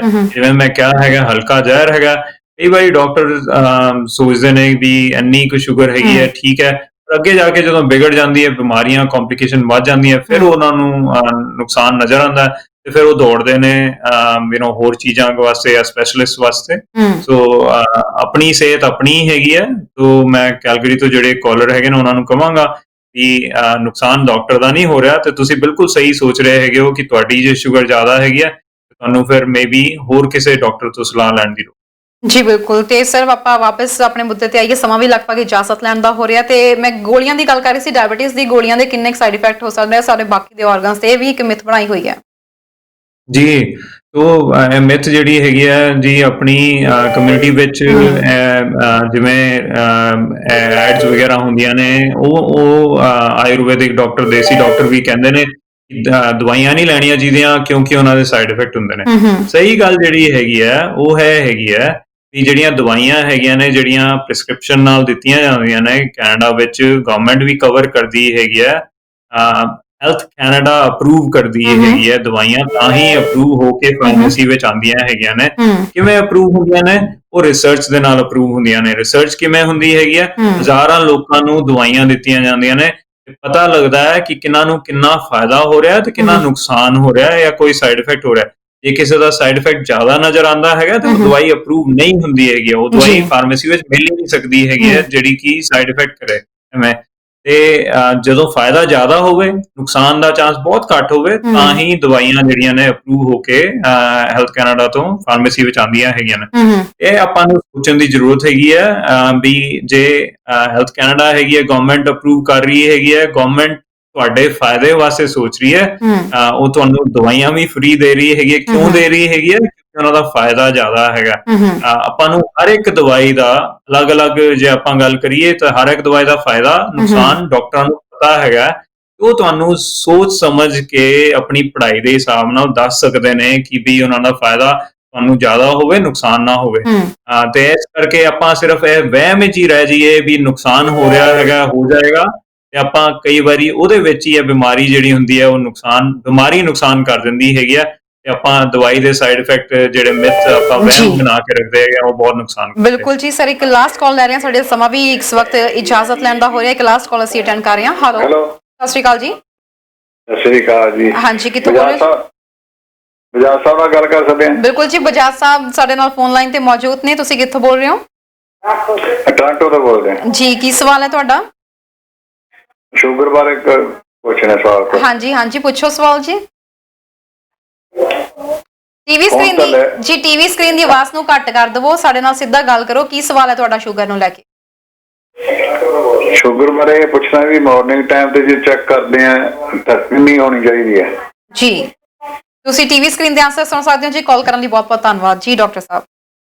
ਜੀ। ਸੋ ਆਪਾਂ ਜੇ ਸ਼ੂਗਰ ਚੈੱਕ ਕਰਨ ਦੀ ਗੱਲ ਕਰਦੇ ਹੈਗੇ ਆ ਤੇ ਸਵੇਰ ਵੇਲੇ ਖਾਲੀ ਪੇਟ ਜਿਹੜੀ ਹੈਗੀ ਆ, ਨਾਰਮਲ ਸ਼ੂਗਰ ਜਿਨ੍ਹਾਂ ਨੂੰ ਡਾਇਬੀਟੀਜ਼ ਨਹੀਂ ਹੁੰਦੀ, ਉਹ 6 ਤੋਂ ਘੱਟ ਆਣੀ ਚਾਹੀਦੀ ਹੈ। ਤੇ ਆਪਾਂ ਜਿਨ੍ਹਾਂ ਨੂੰ ਡਾਇਬੀਟੀਜ਼ ਹੁੰਦੀ ਹੈਗੀ ਹੈ, ਜਿਨ੍ਹਾਂ ਨੂੰ ਬਿਮਾਰੀ ਪਤਾ ਲੱਗ ਗਈ ਹੈਗੀ ਹੈ, ਤੇ ਆਪਾਂ ਕਹਿੰਦੇ 7 ਤੱਕ ਵੀ ਚੱਲਦੀ ਹੈ, ਪਰ 7 ਤੋਂ ਵੱਧ ਨਹੀਂ ਚਾਹੀਦੀ ਹੈਗੀ। 6 ਤੋਂ ਘੱਟ ਰਵੇ ਤਾਂ ਹੋਰ ਜ਼ਿਆਦਾ ਵਧੀਆ ਹੈਗਾ। ਪਰ ਅਗੇਨ ਮੈਂ ਰਿਪੀਟ ਕਰਾਂਗਾ ਤਰਨਜੀਤ ਜੀ ਕਿ ਵੀ ਖਾਲੀ ਸਵੇਰ ਦੀ ਸ਼ੂਗਰ ਆਪਾਂ ਸੋਚਦੇ ਹੈਗੇ ਆ, ਉਹ ਸ਼ੂਗਰ ਜਿਹੜੀ ਹੈਗੀ ਆ ਖਾਲੀ ਸਾਰੇ ਦਿਨ ਦੀ ਸ਼ੂਗਰ ਜਿਹੜੀ ਹੈਗੀ ਆ ਉਹ ਨਾਪਣੀ ਵੀ ਜ਼ਰੂਰੀ ਹੈਗੀ ਆ। ਸਿਰਫ ਸਵੇਰ ਦੀ ਸ਼ੂਗਰ ਸੋਚ ਕੇ ਐ ਨਹੀਂ ਸੋਚ ਸਕਦੇ ਕਿ ਸਾਰੇ ਦਿਨ ਉਨੀ ਰਹਿਣੀ ਹੈਗੀ ਆ। ਆਪਾਂ ਨੂੰ ਅਲੱਗ-ਅਲੱਗ ਟਾਈਮ ਤੇ ਸ਼ੂਗਰ ਚੈੱਕ ਕਰਨੀ ਚਾਹੀਦੀ ਹੈਗੀ ਆ। ਉਹ ਕਿੰਨੀ ਹੋਣੀ ਚਾਹੀਦੀ ਹੈਗੀ ਆ? ਜੇ ਨਾਰਮਲ ਸ਼ੂਗਰ ਦੀ ਗੱਲ ਕਰੀਏ, ਖਾਣੇ ਤੋਂ ਬਾਅਦ 2 ਘੰਟੇ 1 ਘੰਟੇ 2 ਘੰਟੇ ਬਾਅਦ ਜੇ ਆਪਾਂ ਚੈੱਕ ਕਰੀਏ ਤਾਂ 8 ਤੋਂ ਘੱਟ ਨਾਰਮਲ ਸ਼ੂਗਰ ਜਿਨ੍ਹਾਂ ਨੂੰ ਡਾਇਬੀਟੀਜ਼ ਨਹੀਂ ਹੈਗੀ ਆ, 8 ਤੋਂ ਘੱਟ 8 ਤੋਂ ਕਦੇ ਨਹੀਂ ਵੱਧਦੀ ਹੈਗੀ ਆ। ਜੇ ਆਪਾਂ ਸ਼ੂਗਰ ਵਾਲੇ ਮਰੀਜ਼ਾਂ ਦੀ ਗੱਲ ਕਰੀਏ ਤਾਂ ਆਪਾਂ ਉਹਨਾਂ ਨੂੰ ਫਿਰ ਥੋੜਾ ਜਿਹਾ ਲੀਵੇ ਦੇ ਦਿੰਦੇ ਆ, ਕਹਿੰਦਾ ਕਿ 8 ਤੋਂ ਘੱਟ ਤਾਂ ਚੰਗੀ ਹੈਗੀ ਹੈ ਜੇ ਰੱਖ ਸਕਦੇ ਹੋ ਤਾਂ, ਪਰ 10 ਬੰਨੀ ਚੀਜ਼ ਨਹੀਂ ਚਾਹੀਦੀ ਹੈਗੀ। ਡਬਲ ਡਿਜਿਟ ਕਦੇ ਵੀ ਨਹੀਂ ਹੋਣਾ ਚਾਹੀਦਾ। ਵੀ 11 12 ਹੋ ਜਾਵੇ ਤਾਂ ਬਹੁਤ ਨੁਕਸਾਨ ਹੈਗਾ। ਤੇ ਇਸ ਲਈ 2 ਘੰਟੇ ਬਾਅਦ ਜੇ ਆਪਾਂ ਚੈੱਕ ਕਰੀਏ, 4 ਰੋਟੀਆਂ ਖਾ ਕੇ ਕਰੀਏ, 1 ਰੋਟੀ ਖਾ ਕੇ ਕਰੀਏ, ਪਤਾ ਲੱਗ ਜਾਣਾ ਕਿ ਕਿਹਦੇ ਨਾਲ ਸ਼ੂਗਰ ਵੱਧਦੀ ਹੈਗੀ ਹੈ, 10 ਤੋਂ ਨਹੀਂ ਵੱਧਦੀ। ਜੀ ਬਿਲਕੁਲ। ਤੇ ਸਰ ਹੁਣ ਸਮਾਂ ਵੀ ਇਜਾਜ਼ਤ ਲੈਣ ਦਾ ਹੋ ਗਿਆ। ਅੱਜ ਪਤਾ ਹੀ ਨਹੀਂ ਲੱਗਿਆ, ਪ੍ਰੋਗਰਾਮ ਬੜੀ ਛੇਤੀ ਲੰਘ ਗਿਆ। ਤੇ ਪ੍ਰੋਗਰਾਮ ਦੇ ਅਖੀਰ ਦੇ ਵਿੱਚ ਜਿਹੜੇ ਇਸ ਵਕਤ ਡਾਇਬੀਟੀਜ਼ ਦੇ ਪੇਸ਼ੈਂਟ ਤੁਹਾਡਾ ਪ੍ਰੋਗਰਾਮ ਵੇਖ ਰਹੇ ਨੇ, ਉਹਨਾਂ ਨੂੰ ਕੁਝ ਕਹਿਣਾ ਚਾਹੋਗੇ?